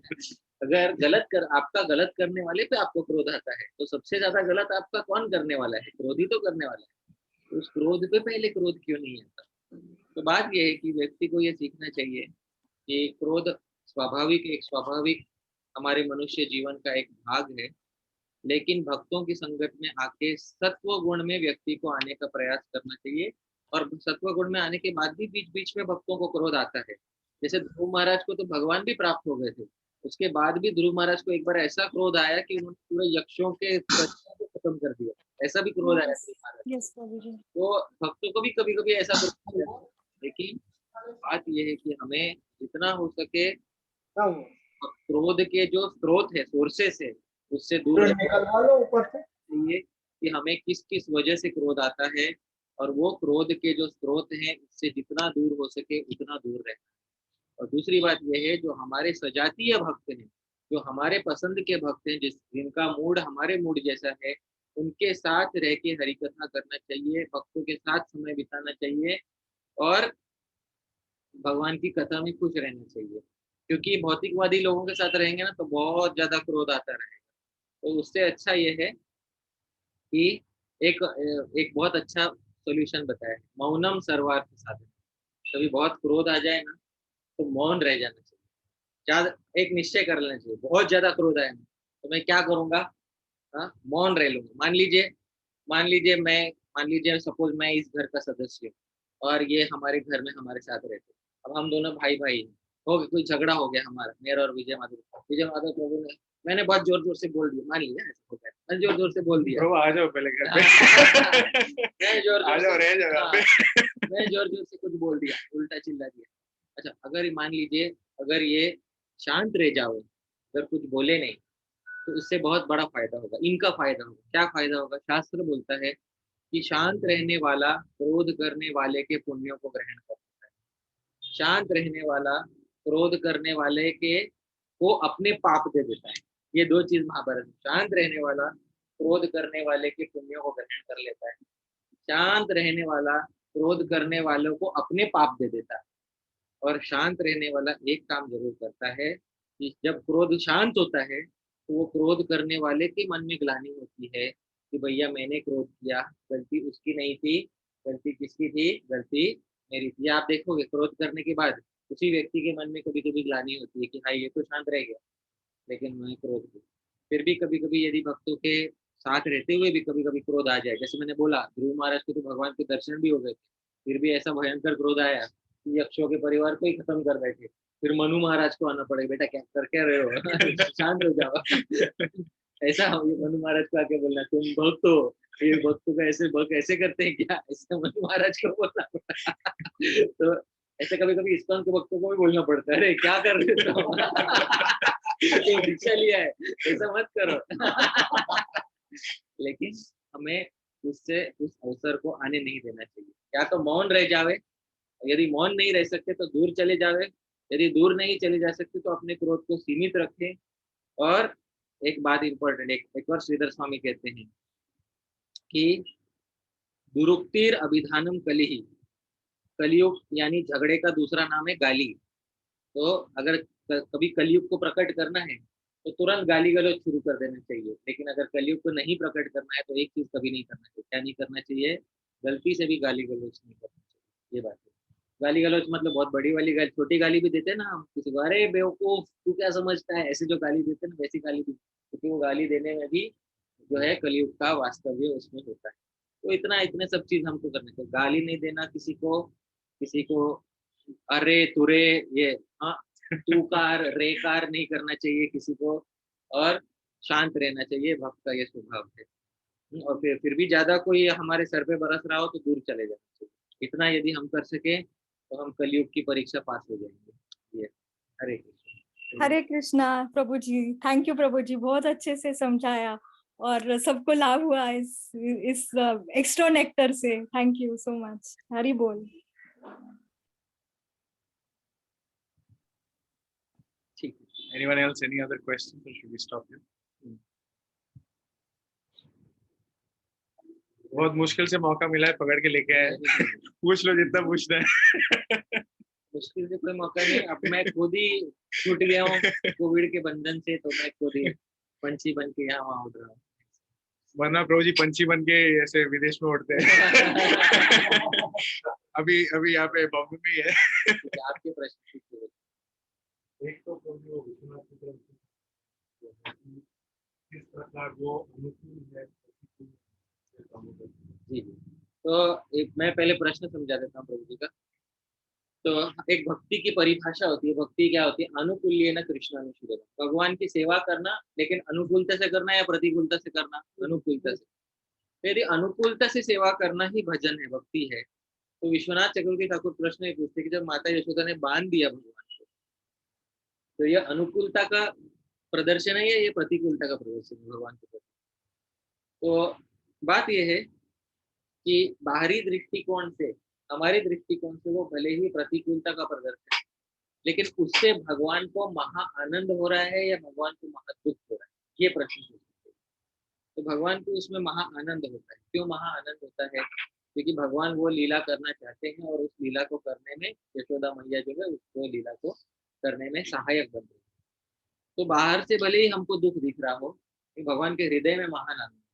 तो अनुकूल या प्रतिकूल वो बोलते हैं बाहरी दृष्टिकोण से नहीं देखना चाहिए, भक्ति के रस के पोषण के दृष्टिकोण से देखना चाहिए। तो भक्ति रस के पोषण के दृष्टिकोण से अनुकूलता है या प्रतिकूलता है? अनुकूलता ही तो है ना। हाँ, पोषित हो रहा है। अच्छा, दूसरी बात, वो दूसरा उदाहरण देते बोलते हैं जब भगवान असुरों के साथ लड़ते और असुर भगवान को छाती पे गदा से प्रहार करते, है कि नहीं? तो भगवान हंसते, जोर से हंसते। तो भगवान बाहर से तो हंसते हुए दिखाई दे रहे हैं, तो बाहर से लग रहा है कि भाई भगवान को खुशी हुई, लेकिन भक्ति की दृष्टि से यह असुर भक्ति रस में अनुकूलता दिखा रहे या प्रतिकूलता दिखा रहे? तो प्रतिकूलता दिखा रहे। तो वो बाहर से अनुकूल दिखते हुए भी अंदर से क्या है? वो प्रतिकूल। तो भक्ति रस की दृष्टि से क्या अनुकूल है उसको अनुकूल ले जाना चाहिए। और भक्ति रस की दृष्टि से क्या प्रतिकूल है उसको प्रातिकूल लेगा। I think maybe in Krishna book, Prabhupada writes ना कि if I don't teach him, हाँ वो बिगड़ जाएगा. बिगड़ जाएगा। So वो चैतन्य महाप्रभु की लीला में भी जब जगन्नाथ मिश्र जी, ये चैतन्य महाप्रभु बहुत उदम मचाते थे कभी कभी, जैसे वो एक ब्राह्मण आया था उसके पात्र में उन्होंने ना गंदा कर दिया, पात्र गंदा कर दिया पूरा। तो जगन्नाथ मिश्र जो है उनको प्रभुपाद जी बोलते कभी कभी उनको थोड़ा जो है उनको मारते थे। वो क्यों मारते थे? तो बोलते थे ये बोले ही लोग बोलते हैं कि ये भगवान भगवान है, पर मैं पिता हूँ ना, तो भगवान अपना कर्तव्य करे, पर मेरा पिता के दृष्टिकोण से ना ये है कि भाई मुझे तो अपना कर्तव्य करना है कि नहीं। और लालयेत पंचवर्षानी दशवर्षानी ताड़येत, शास्त्र में नियम है, समझ रहे? पहले 5 साल बच्चे को अच्छा लाड़ प्यार देना, कुछ कोमल शरीर रहते हैं ना, फिर बच्चे में मस्ती आ जाता है। फिर 5 से 15 साल दशवर्षानी ताड़येत, मतलब ये नहीं कि रोज मारो उसको, 10 साल थोड़ा कठोर बंधन में रखो, आप समझ रहे हो? तो उसका समय शुरू हो गया है। कान बंद करके बैठा है, कान बंद करके बैठा है उसका बुरा समय अब शुरू हो चुका है। दशवर्षानी ताड़येत और प्राप्ते पंचदशे वर्षे, और जैसे 15वां साल पूरा हो जाए मित्रवत समाप्त करो, उसका मित्र बन जाए। ये पहले की नीति है। लालयेत पंचवर्षाणी दशवर्षाणी ताड़येत प्राप्ते पंचदशे वर्षे मित्रवत तत्समाप्त। तो ऐसा ये जो है हमको काम करना है। तो भगवान के पिता भी तो यही नीति सीखे थे, और कोई अलग नीति तो सीखे नहीं थे ना। जगन्नाथ मिश्र तो स्वयं ब्राह्मण थे, उनको तो ये सब नीति सिखाई जाती है। वही किया, पहले 5 साल अच्छा लालन किया, फिर लालन भी करते थे और ताड़न भी करते थे। वो जैसे कुम्हार रहते हैं ना, घड़ा बनाता है, वो क्या करता है, वो अंदर से हाथ देता है, वो लालन रहता है, और बाहर से वो ठोकता है। उसको क्यों ठोकता है? ताकि उसका शेप अच्छा है। ऐसी बात, बाहर से सिर्फ अंदर से लालन करेगा तो फूट जाएगा घड़ा, आप समझ रहे हैं? ऐसा नहीं हो सकता है। तो बाहर से ताड़न भी करना है, अंदर से लालन भी करना है, तो सब करना है। वो पिता का बड़ा महान दायित्व, इसलिए फादर्स डे भी मनाना चाहिए। क्या सब कुछ मदद थोड़ी करते हैं।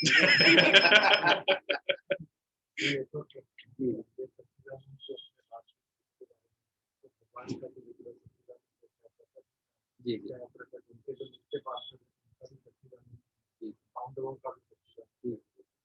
पर हम जो साधक का या जो